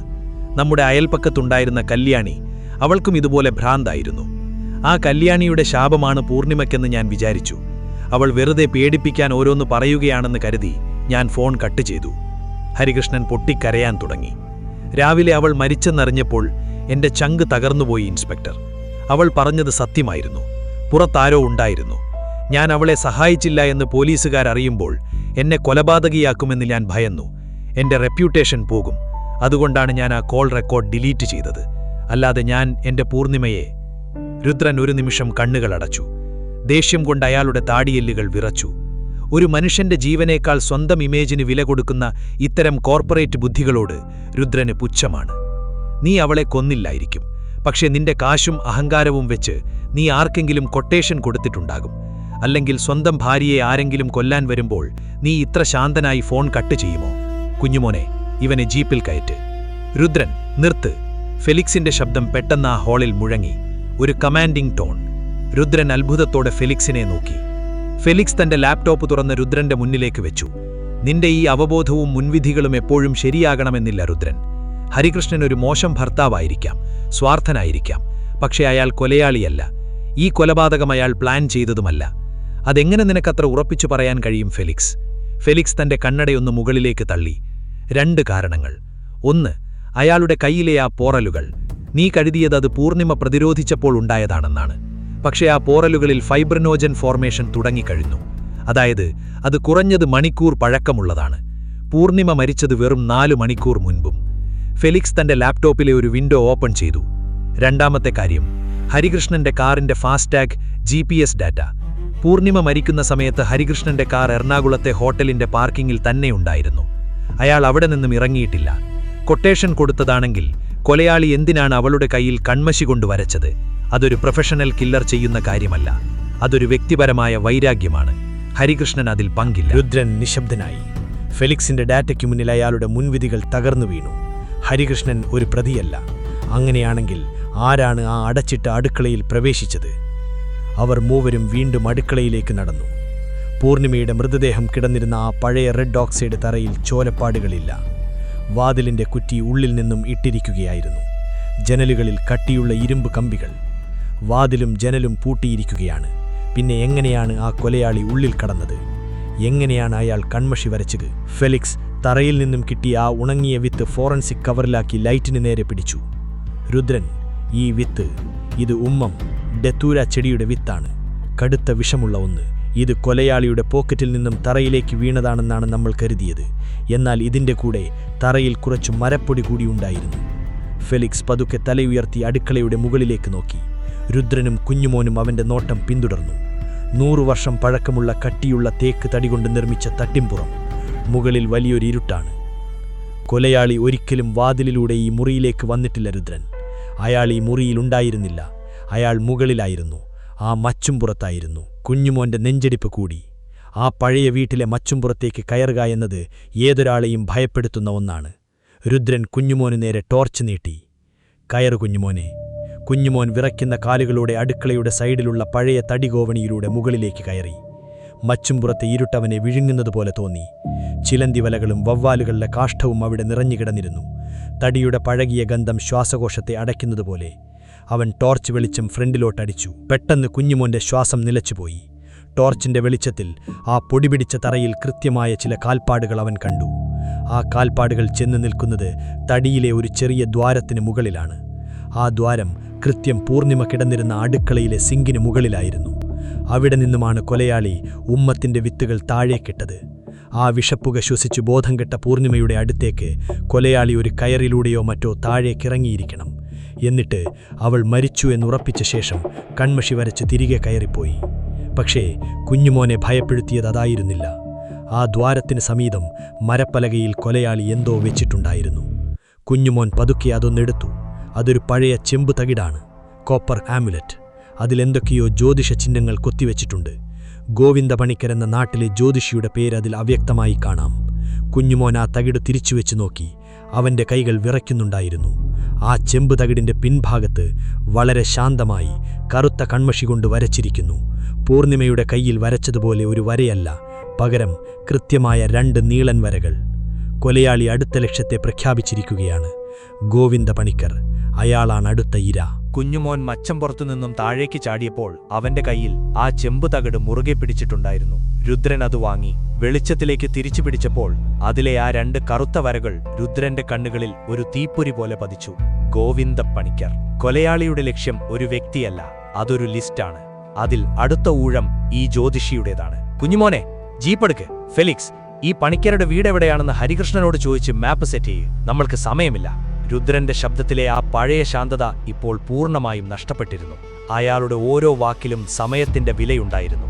അവർ വേഗത്തിൽ മുറ്റത്തേക്ക് ഓടിയിറങ്ങി. കോരിച്ചൊരിയുന്ന മഴയിൽ പോലീസ് ജീപ്പ് ഒരു മൃഗത്തെപ്പോലെ ഇരമ്പി. ടയറുകൾ ചെളിയിൽ പുതഞ്ഞു തെറിച്ചു. കൊമ്പൻ മലയിലെ ഇരുണ്ടടഞ്ഞ ഹെയർപിൻ വളവുകളിലൂടെ ജീപ്പ് താഴേക്ക് കുതിച്ചു. ഓരോ വളവിലും ടയറുകൾ തെന്നിമാറുന്നുണ്ടായിരുന്നു. പക്ഷേ രുദ്രൻ വണ്ടി സ്ലോ ചെയ്യാൻ കുഞ്ഞുമോനെ അനുവദിച്ചില്ല. രുദ്രൻ, ഒരു പ്രശ്നമുണ്ട്. ജീപ്പിന്റെ ഡാഷ്ബോർഡിലെ വെളിച്ചത്തിൽ ഫെലിക്സ് തന്റെ ലാപ്ടോപ്പിലേക്ക് നോക്കി പറഞ്ഞു. ഈ ചെമ്പുതകട് ഈ മച്ചം പുറത്ത് വെച്ചിട്ട് മണിക്കൂറുകളായി. കൊലയാളി ഇതിനിടം പണിക്കരുടെ അടുത്തെത്തിയിട്ടുണ്ടാകും. നമ്മളിപ്പോൾ അവനെ പിടിക്കാൻ പോവുകയല്ല, ഒരുപക്ഷെ മറ്റൊരു മൃതദേഹം എടുക്കാൻ പോവുകയായിരിക്കും. സാർ, അങ്ങനെയൊന്നും പറയല്ലേ. ഈശ്വര കാത്തോളനെ. കുഞ്ഞുമോൻ സ്റ്റിയറിംഗ് മുറുകെ പിടിച്ചുകൊണ്ട് പ്രാർത്ഥിച്ചു. കൊമ്പൻമലയിലെ ആ കോടമഞ്ഞ് ജീപ്പിന്റെ മുൻവശത്തെ കാഴ്ചയെ പൂർണ്ണമായും മറച്ചിരുന്നു. അവരൊരു അന്ധകാരത്തിലേക്കാണ് സഞ്ചരിച്ചുകൊണ്ടിരിക്കുന്നത്. 15 മിനിറ്റുകൾക്ക് ശേഷം താഴെയുള്ള വനത്തിനോട് ചേർന്ന് നിൽക്കുന്ന ഗോവിന്ദ പണിക്കരുടെ പഴയ ഇല്ലത്തിന്റെ മുറ്റത്ത് ജീപ്പ് സഡൻ ബ്രേക്കിട്ട് നിന്നു. നൂറ്റാണ്ടുകൾ പഴക്കമുള്ള ഒരു നാലുകെട്ട്. മുറ്റത്ത് വെളുത്ത മണൽ വിരിച്ചിട്ടുണ്ട്. മഴയത്ത് ആ മണലിന്റെയും പഴയ ഓടുകളുടെയും കുന്തിരിക്കത്തിന്റെ ഫ്രാങ്കിൻസെൻസ് ഗന്ധം വായുവിൽ കലർന്നു നിൽക്കുന്നുണ്ടായിരുന്നു. മുറ്റത്ത് ആരുമുണ്ടായിരുന്നില്ല. മുൻവാതിൽ പാതി തുറന്നു കിടക്കുകയാണ്. രുദ്രൻ തന്റെ സർവീസ് റിവോൾവർ പുറത്തെടുത്ത് പതുക്കെ വാതിൽ തള്ളി തുറന്നു. അകത്ത് പൂർണ്ണമായ നിശബ്ദത. പണിക്കർ സാർ, രുദ്രൻ ഉറക്കെ വിളിച്ചു. മറുപടിയുണ്ടായില്ല. അവർ അകത്തേക്ക് കടന്നു. ഹാളിലെ മേശപ്പുറത്ത് പകുതി കുടിച്ചുവെച്ച ഒരു ഗ്ലാസ് കട്ടൻ ചായ ഇരിപ്പുണ്ടായിരുന്നു. അതിൽ നിന്നും നേരിയ ആവി ഉയർന്നുണ്ട്. അതായത് കുറച്ചു നിമിഷങ്ങൾക്ക് മുൻപ് വരെ അവിടെ ഒരാളുണ്ടായിരുന്നു. ഒരു TV മ്യൂട്ടിലാക്കി വെച്ചിരിക്കുന്നു. വാർത്തകൾ അതിൽ നിശബ്ദമായി മിന്നിമറയുന്നു. എല്ലാം വളരെ സാധാരണമായൊരു രാത്രിയുടെ ബാക്കി പത്രങ്ങൾ. പക്ഷേ ആ സാധാരണത്വമാണ് അവരെ ഏറ്റവും കൂടുതൽ ഭയപ്പെടുത്തിയത്. അവർ നടന്ന് പൂജാമുറിയുടെ മുൻപിലെത്തി. അവിടെ ഒരു മങ്ങിയ നിലവിളക്ക് മാത്രം കത്തുന്നുണ്ട്. പച്ചക്കർപ്പൂരം കത്തിയെരിഞ്ഞതിന്റെ അതിരൂക്ഷമായ ഗന്ധം ആ മുറിയിൽ നിറഞ്ഞു നിൽക്കുന്നു. ആ ഗന്ധം ശ്വാസകോശത്തിലേക്ക് കയറുമ്പോൾ തലയ്ക്ക് വല്ലാത്തൊരു ഭാരം തോന്നും. രുദ്രൻ പൂജാമുറിയിലേക്ക് ടോർച്ചടിച്ചു. അവിടെ നിലവിളക്കിന് മുന്നിൽ ചമ്രം പടിഞ്ഞിരുന്ന് ധ്യാനിക്കുന്നത് പോലെ ഒരാൾ. ഗോവിന്ദ പണിക്കർ. അയാളുടെ മുഖത്ത് യാതൊരു ഭാവവുമില്ല. കണ്ണുകൾ അടഞ്ഞിരിക്കുന്നു. കൈകൾ മടിയിൽ വെച്ചിട്ടുണ്ട്. ഒരു പോറൽ പോലുമില്ല ശരീരത്തിൽ. രുദ്രൻ പതുക്കെ അടുത്തേക്ക് ചെന്ന് പണിക്കരുടെ കഴുത്തിൽ വിരൽ വെച്ചു. മരിച്ചു. പൾസില്ല. കുഞ്ഞുമോൻ 2 പടി പിന്നോട്ട് മാറി. സാർ, ഇത് വല്ലാത്തൊരു മരണമാ. യാതൊരു ലക്ഷണവുമില്ലല്ലോ. ഇനി നാട്ടുകാർ പറയുന്നതുപോലെ ശരിക്കും ആ കല്യാണിയുടെ യക്ഷി വന്നതാണോ? ഭയങ്കര ശാപമുള്ള ഭൂമിയാണെന്ന് അവിടെയുള്ളവർ പറയുന്നത്. ഫെലിക്സ് ഗ്ലൗസ് ഇടുകൊണ്ട് പണിക്കരുടെ അരികിലിരുന്നു. അവൻ ടോർച്ച് വെളിച്ചത്തിൽ ആ മൃതദേഹം സൂക്ഷ്മമായി പരിശോധിച്ചു. കുഞ്ഞുമോനെ, യക്ഷികൾക്കൊന്നും കർപ്പൂരം കത്തിക്കാൻ സമയമില്ല. ഇതൊരു കെമിക്കൽ ഇല്യൂഷനാണ്. ഫെലിക്സ് തന്റെ കൈയിലെ ഒരു ചെറിയ ഫോർസ്റ്റെപ്സ് ഉപയോഗിച്ച് പണിക്കരുടെ അടഞ്ഞ ചുണ്ടുകൾ പതുക്കെ വകഞ്ഞുമാറ്റി. ടോർച്ചിന്റെ വെളിച്ചം വായുടെ ഉള്ളിലേക്കടിച്ചപ്പോൾ രുദ്രന്റെയും കുഞ്ഞുമോന്റെയും കണ്ണുകൾ വിടർന്നു. പണിക്കരുടെ നാവിനടിയിൽ തൊണ്ടയ്ക്ക് കുറുകയായി പച്ച നിറത്തിൽ ക്ലാവ് പിടിച്ചൊരു പഴയ ചെമ്പ് നാണയം ഇരിപ്പുണ്ടായിരുന്നു. അതിനു ചുറ്റും കരിഞ്ഞ കർപ്പൂരത്തിന്റെ അവശിഷ്ടങ്ങൾ. നോക്ക് രുദ്രൻ, ഈ പണിക്കരുടെ ഏറ്റവും വലിയ അത്ഭുതവിദ്യ എന്താണെന്ന് നിനക്കറിയാമോ? ആളുകൾ പ്രശ്നം വയ്ക്കാൻ വരുമ്പോൾ അയാൾ കത്തുന്ന കർപ്പൂരം വിഴുങ്ങുകയും എന്നിട്ട് വായിൽ നിന്നും ദൈവത്തിന്റെ അടയാളമായി ഒരു ചെമ്പ് നാണയം തുപ്പിയെടുക്കുകയും ചെയ്യും. ഭയങ്കര സിമ്പിളായ ഒരു മാജിക് ട്രിക്ക്. നാവിനടിയിൽ നാണയം മുൻപേ ഒളിപ്പിച്ചു വെക്കും. ഉമിനീരുമായി സമ്പർക്കം വരുമ്പോൾ കത്തുന്ന കർപ്പൂരം വായിലിട്ടാൽ പെട്ടെന്ന് കെട്ടുപോകും. വെറും സയൻസ്. ഫെലിക്സ് ആ നാണയം പതുക്കെ പുറത്തെടുത്തു. അവൻ തന്റെ കണ്ണടയൊന്ന് നേരെയാക്കി. നോക്ക് രുദ്രൻ, നമ്മൾ വീടുകളിൽ അപ്പമുണ്ടാക്കുമ്പോൾ മാവ് പുളിക്കാൻ ഈസ്റ്റ് ചേർക്കില്ലേ? അതേപോലെ ഒരു കെമിക്കൽ റിയാക്ഷനാണ് ഇവിടെ നടന്നത്. കൊലയാളി പണിക്കരുടെ ഈ മാജിക് ട്രിക്ക് അവനെതിരെ തന്നെ ഉപയോഗിച്ചു. പണിക്കർ കർപ്പൂരം വായിലിടുന്ന സമയത്ത് കൊലയാളി പുറകിൽ നിന്ന് വന്ന് അയാളുടെ വായു ബലമായി പൊത്തിപ്പിടിച്ചു. കർപ്പൂരം കെട്ടുപോയില്ല. അത് വായിൽ കിടന്ന് എരിഞ്ഞു. ഓക്സിജൻ കിട്ടാതെ അയാൾ ശ്വാസം മുട്ടി മരിച്ചു. അതുകൊണ്ടാണ് പുറമേ യാതൊരു മുറിവുകളും കാണാത്തത്. എന്തു ഭയാനകമായ മരണം! സ്വന്തം തട്ടിപ്പുവിദ്യ തന്നെ സ്വന്തം ജീവനെടുത്തു. രുദ്രൻ പതുക്കെ കുനിഞ്ഞ പണിക്കരുടെ വലതു കൈ ഉയർത്തി. ആ മങ്ങിയ വെളിച്ചത്തിലും അത് വ്യക്തമായി കാണാമായിരുന്നു. മണിക്കൂറുകൾക്ക് മുൻപ് മരിച്ചുപോലെ പൂർണിമയുടെ കൈയിൽ കൺമഷികൊണ്ട് ഒറ്റ വരയായിരുന്നു ഉണ്ടായിരുന്നത്. എന്നാൽ ഇപ്പോൾ പണിക്കരുടെ തണുത്തുറഞ്ഞ ആ കൈത്തണ്ടയിൽ കറുത്ത കൺമഷികൊണ്ട് കൃത്യമായി വരച്ചിരിക്കുന്നു. 2 വരകൾ. കൊലയാളി ഒരു കണക്ക് തീർക്കുകയാണ്. അയാൾക്ക് കൃത്യമായ ഒരു ലിസ്റ്റുണ്ട്. 1ഉം 2ഉം കഴിഞ്ഞു. ഇനി അടുത്തതാരാണ്? എന്താണ് ഈ ആളുകൾ തമ്മിലുള്ള ബന്ധം? ഭ്രാന്ത് പിടിച്ച് മരിച്ച ആ കല്യാണിയും ഈ മരണങ്ങളും തമ്മിൽ എന്താണ് ബന്ധം? കൊമ്പൻമലയിലെ ആ ഇരുണ്ട രാത്രിയിൽ ഉത്തരങ്ങളില്ലാത്ത ചോദ്യങ്ങൾ മാത്രം ബാക്കിയായി. കൊമ്പൻമലയിലെ ആ ചെറിയ പോലീസ് ഔട്ട്പോസ്റ്റ്. ചുവരുകളിലെ പെയിന്റ് അടർന്നു തുടങ്ങിയിരുന്നു. അവിടെ എപ്പോഴും നനഞ്ഞ കാക്കിയുടെയും പഴയ ഫയലുകളുടെയും ഗന്ധമാണ്. സമയം വെളുപ്പാൻ കാലം 3 മണി. രുദ്രൻ ആ പഴയ മരക്കസേരയിൽ പുറകോട്ട് ചാരിയിരുന്നു. അയാളുടെ മുന്നിൽ ഒരു മനുഷ്യൻ തലകുനിച്ചു നിൽക്കുന്നുണ്ട്. രാജൻ, എസ്റ്റേറ്റിലെ ഒരു സാധാരണ തൊഴിലാളി. കുഞ്ഞുമോൻ പുറത്തുനിന്നും കുടകുടഞ്ഞുകൊണ്ട് അകത്തേക്ക് കയറി വന്നു. അവന്റെ മുഖത്ത് എന്തോ വലിയ കാര്യം കണ്ടുപിടിച്ചതിന്റെ ആവേശമുണ്ടായിരുന്നു. സാർ, ഈ രാജൻ ചില്ലറക്കാരനല്ല. കഴിഞ്ഞ ആഴ്ച കവലയിൽ വെച്ച് ഇവൻ ഗോവിന്ദപണിക്കരുമായി വലിയ വഴക്കുണ്ടാക്കിയിരുന്നു. പണിക്കരെ ജീവനോടെ വെക്കില്ലെന്ന് ഇവൻ പരസ്യമായി വെല്ലുവിളിച്ചതാ. നാട്ടുകാർ പിടിച്ചു മാറ്റിയതുകൊണ്ടാ അന്ന് പ്രശ്നം ഒഴിവായത്. രുദ്രൻ രാജനെ ഒന്നു നോക്കി. മുഷിഞ്ഞ ഷർട്ട്, വിറയ്ക്കുന്ന കൈകൾ, കണ്ണുകൾ ചുവന്നിട്ടുണ്ട്. അയാളുടെ ഉള്ളിൽ കൊലപാതകം ചെയ്യാനുള്ള ദേഷ്യമുണ്ടോ, അതോ വെറുമൊരു മദ്യപാനിയുടെ വാചകമടി മാത്രമായിരുന്നു അത്? മേശപ്പുറത്ത് ഗോവിന്ദപണിക്കരുടെ വീട്ടിൽ നിന്നും ഫെലിക്സ് എടുത്തുകൊണ്ടുവന്ന പഴയൊരു കണക്കുപുസ്തകം ഇരിപ്പുണ്ടായിരുന്നു. ഫെലിക്സ് അതിന്റെ പേജുകൾ പതുക്കെ മറിച്ചു. ഇതിൽ രാജന്റെ പേരുണ്ട് രുദ്രൻ. കഴിഞ്ഞ 3 മാസമായി രാജൻ വലിയ തുകകൾ പണിക്കർക്ക് നൽകിയിട്ടുണ്ട്. ഒരു എസ്റ്റേറ്റ് തൊഴിലാളിക്ക് താങ്ങാൻ കഴിയുന്നതിലും അപ്പുറമുള്ള തുക. എന്തിനായിരുന്നു രാജൻ ആ പണം കൊടുത്തത്? എന്തിനാണ് നീ അയാളെ കൊല്ലുമെന്ന് ഭീഷണിപ്പെടുത്തിയത്? രുദ്രന്റെ ശബ്ദം ശാന്തമായിരുന്നു. ആ ശാന്തതയാണ് ഏറ്റവും അപകടകരം. രാജൻ പെട്ടെന്ന് പൊട്ടിക്കരയാൻ തുടങ്ങി. ആ കരച്ചിലിൽ ഒരച്ഛന്റെ നിസ്സഹായത മുഴുവനുണ്ടായിരുന്നു. എന്റെ മോള്, എന്റെ കുട്ടിക്ക് വല്ലാത്ത പനിയായിരുന്നു സാർ. ആശുപത്രിയിൽ കൊണ്ടുപോകാൻ ഇറങ്ങിയതാ ഞാൻ. അപ്പോഴാ ഈ പണിക്കർ പറഞ്ഞത് ഇത് സാധാരണ അസുഖമല്ല, വലിയൊരു ശാപമാണെന്ന്. പൂജ ചെയ്യാതെ ആശുപത്രിയിൽ കൊണ്ടുപോയാൽ അവൾ മരിച്ചുപോകുമെന്ന് അയാൾ എന്നെ പേടിപ്പിച്ചു സാർ. ഞാൻ അയാളെ വിശ്വസിച്ചു. ഉള്ള സമ്പാദ്യം മുഴുവൻ വിറ്റ് പൂജയ്ക്കുള്ള സാധനങ്ങൾ വാങ്ങിക്കൊടുത്തു. അയാൾ ആ കർപ്പൂരം വിഴുങ്ങുന്ന മാജിക്കൊക്കെ കാണിച്ച് എന്നെ വിശ്വസിപ്പിച്ചു. പക്ഷേ എൻ്റെ കുട്ടി കൃത്യമായ ചികിത്സ കിട്ടാതെ അവൾ മരിച്ചുപോയി സാർ. ഈ പണിക്കരാ സാർ അവളെ കൊന്നത്. എനിക്ക് അയാളെ കൊല്ലാൻ തന്നെയായിരുന്നു ആഗ്രഹം. ഒരു നിമിഷം ആ പോലീസ് സ്റ്റേഷൻ നിശ്ശബ്ദമായി. അന്ധവിശ്വാസം എങ്ങനെയാണ് പാവപ്പെട്ട മനുഷ്യരുടെ ജീവനെടുക്കുന്നതെന്ന് രുദ്രൻ ഓർത്തു. ഹരികൃഷ്ണന്റെ ഭാര്യ പൂർണിമ, ഇപ്പോൾ പണിക്കർ, എല്ലാം ആർത്തിയുമായി ബന്ധപ്പെട്ട മരണങ്ങൾ. ഇവിടെ രാജന് പണിക്കരെ കൊല്ലാൻ വ്യക്തമായ കാരണമുണ്ട്. അയാൾ അതിന് തയ്യാറായിരുന്നു. കുഞ്ഞുമോൻ രുദ്രന്റെ അടുത്തേക്ക് നീങ്ങി നിന്നു. സാർ, അപ്പൊ കേസ് തെളിഞ്ഞില്ലേ? ഇവൻ തന്നെ ആ പണിക്കരെ ആ കർപ്പൂരം വെച്ച് ശ്വാസം മുട്ടിച്ചു കൊന്നത്. പകരം വീട്ടിയതാ ഇവൻ. രുദ്രൻ എന്തോ പറയാൻ തുടങ്ങുന്നതിന് മുൻപ് ഫെലിക്സ് ആ കണക്കുപുസ്തകം ശബ്ദത്തോടെ മേശയിലേക്കിട്ടു. അവൻ കുഞ്ഞുമോനെ പുച്ഛത്തോടെ ഒന്ന് നോക്കി. നിന്റെ ഈ സിനിമാറ്റിക് ലോജിക്ക് വെച്ച് ചിന്തിച്ചാൽ കാര്യങ്ങൾ എളുപ്പമാ കുഞ്ഞുമോനെ. പക്ഷെ ഇവിടെ ഒരു ഡേറ്റ ഗ്യാപ്പുണ്ട്. രാജൻ പണിക്കരെ കൊന്നു എന്ന് തന്നെ വെക്കാം.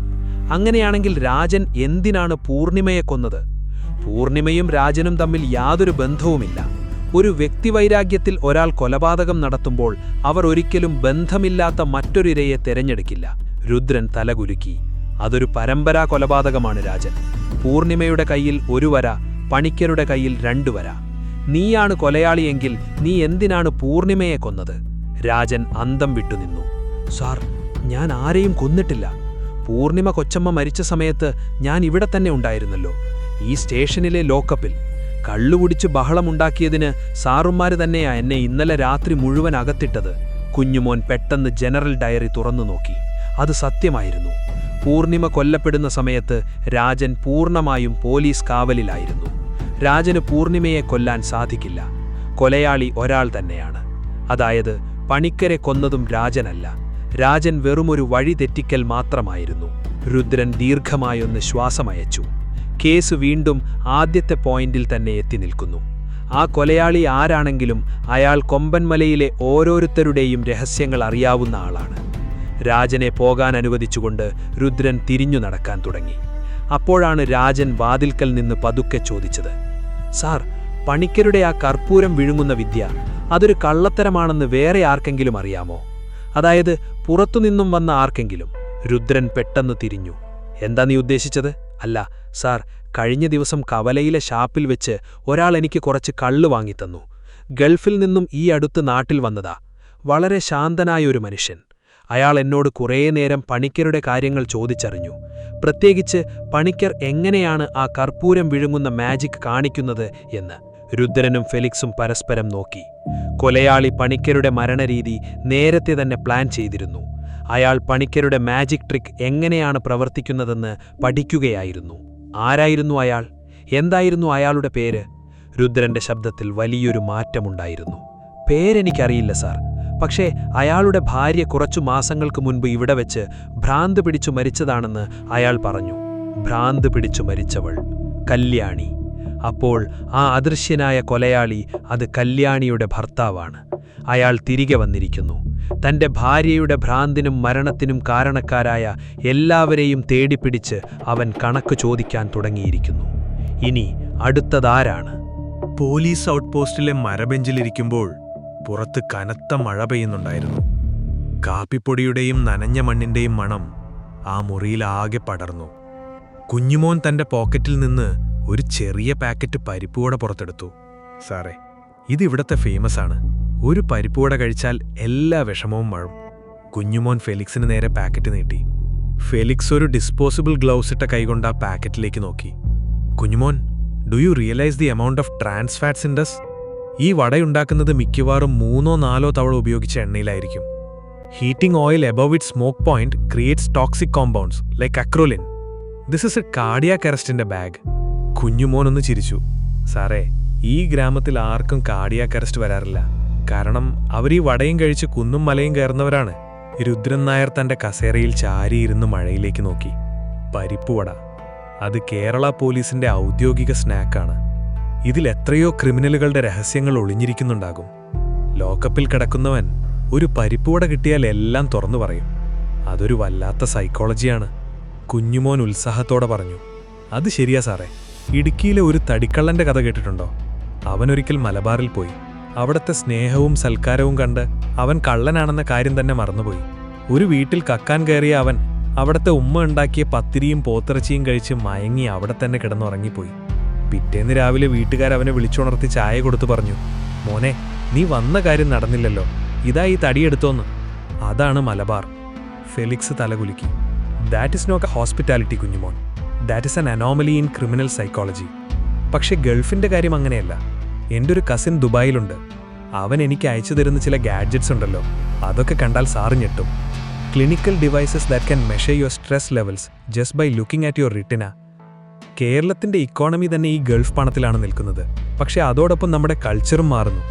പണ്ട് നമ്മൾ പങ്കുവച്ചിരുന്ന ആ സ്നേഹം ഇപ്പോൾ വെറും ഡിജിറ്റൽ ട്രാൻസാക്ഷനായി മാറി. രുദ്രൻ പതുക്കെ എഴുന്നേറ്റു. റെമിറ്റൻസ് എക്കോണമി, അത് നമ്മുടെ നാടിനെ പണക്കാരനാക്കി കാണും. പക്ഷെ മനുഷ്യന്റെ ഉള്ളിലെ ആ പഴയ സത്യസന്ധത അതില്ലാതാക്കി. പഴയ കാലത്തൊരു കുറ്റവാളിയെ കണ്ടെത്താൻ ശാസ്ത്രം വേണ്ടായിരുന്നു. അവന്റെ കണ്ണുകളിലെ ആ പേടി മാത്രം നോക്കിയാൽ മതിയായിരുന്നു. ഇന്ന് എല്ലാവർക്കും ഹൈടെക് മറകളുണ്ട്. ഡിജിറ്റൽ ലോകത്തിൽ എല്ലാവരും ഓരോ മാസ്ക് ധരിച്ചിരിക്കുന്നു. കുഞ്ഞുമോനൊരു പരിപ്പുവട കടിച്ചുകൊണ്ട് പറഞ്ഞു, സാറേ, ഈ മാസ്കിന്റെ ഉള്ളിലും ഒരു മനുഷ്യനുണ്ടാകില്ലേ? അവനും വിശക്കുമ്പോൾ പരിപ്പുവട തന്നെയായിരിക്കില്ലേ ഓർക്കുക? ഫെലിക്സ് ചിന്തിച്ചു. Physiologically yes, the basic human instincts like hunger and fear remain the same. പക്ഷേ ആ വികാരങ്ങളെ പ്രകടിപ്പിക്കുന്ന രീതി മാറിയിരിക്കുന്നു. Earlier a crime was personal, now it's institutional and data driven. Rudran ജനൽവക്കൽ പോയി നിന്നു. മഴ തോരാൻ സമയമെടുക്കും. ഈ ഔട്ട്പോസ്റ്റിലെ പഴയ മരച്ചുവടുകൾക്കും ഓരോ കഥകൾ പറയാനുണ്ടാകും. കുഞ്ഞുമോൻ, നീ ആ പരിപ്പുവട ഫെലിക്സിന് കൊടുക്കണ്ട. അയാൾക്കത് ദഹിക്കില്ല. നമുക്ക് ഈ മഴ നനഞ്ഞു തന്നെ ഒന്ന് പുറത്തിറങ്ങണം. ആ കാട്ടിൽ എന്തോ ഒന്ന് നമ്മളെ കാത്തു നിൽക്കുന്നുണ്ട്. കുഞ്ഞുമോൻ ബാക്കിയുള്ള പരിപ്പുവടകൾ വേഗം കഴിച്ചു തീർത്തു. ഞാൻ റെഡിയാണ് സാറേ. ഈ ഇടുക്കിക്കാരൻ ഏത് മഴയും നേരിടും. പക്ഷെ ഒരു കാര്യം, ആ തടിക്കള്ളന്റെ പോലെ നമ്മളെവിടെയും മയങ്ങിപ്പോകരുത്. രുദ്രൻ ഒന്ന് പുഞ്ചിരിച്ചു. വളരെ അപൂർവമായി മാത്രം സംഭവിക്കുന്നൊരു കാര്യം. ഫെലിക്സ് തന്റെ ഗ്ലൗസ് അഴിച്ച് കയ്യിലുണ്ടായിരുന്ന ടാബ്ലറ്റ് ഓഫ് ചെയ്തു. രാത്രിയുടെ നിശബ്ദതയിൽ മഴയുടെ ശബ്ദം മാത്രം. അവർ 3 പേരും ആ ചെറിയ ഔട്ട്പോസ്റ്റിൽ നിന്ന് ഇരുട്ടിലേക്കിറങ്ങി. ലക്ഷ്യം ദൂരെയാണെങ്കിലും അവരുടെ മനസ്സിലെ ആ പഴയ കേരളത്തിന്റെ മൂല്യങ്ങൾ അവർക്ക് കരുത്തേകി. കൊമ്പൻമലയിലെ പ്രഭാതം എപ്പോഴും ഒരു വിളറിയ ചാരനിറത്തിലാണ് തുടങ്ങുക.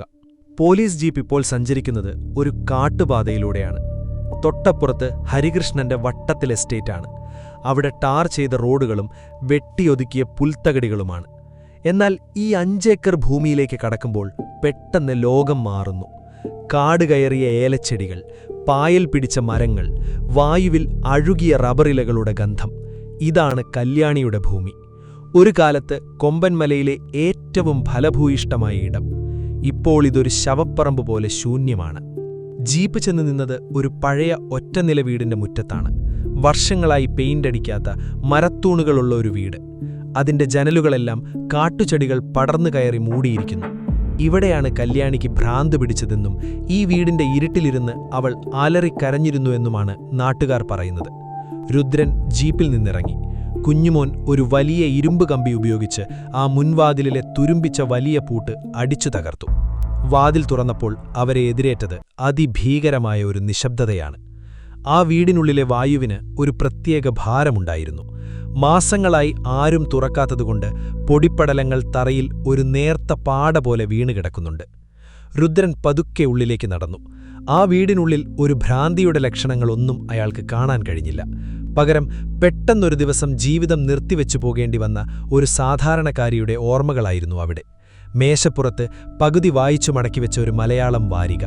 ചുവരിലെ കലണ്ടർ 6 മാസം മുൻപുള്ള ഒരു തീയതിയിൽ നിശ്ചലമായി നിൽക്കുന്നു. സിങ്കിൽ കഴുകാൻ വെച്ചൊരു സ്റ്റീൽ ഗ്ലാസിൽ ചായയുടെ കറ ഉണങ്ങിപ്പിടിച്ചിരിക്കുന്നു.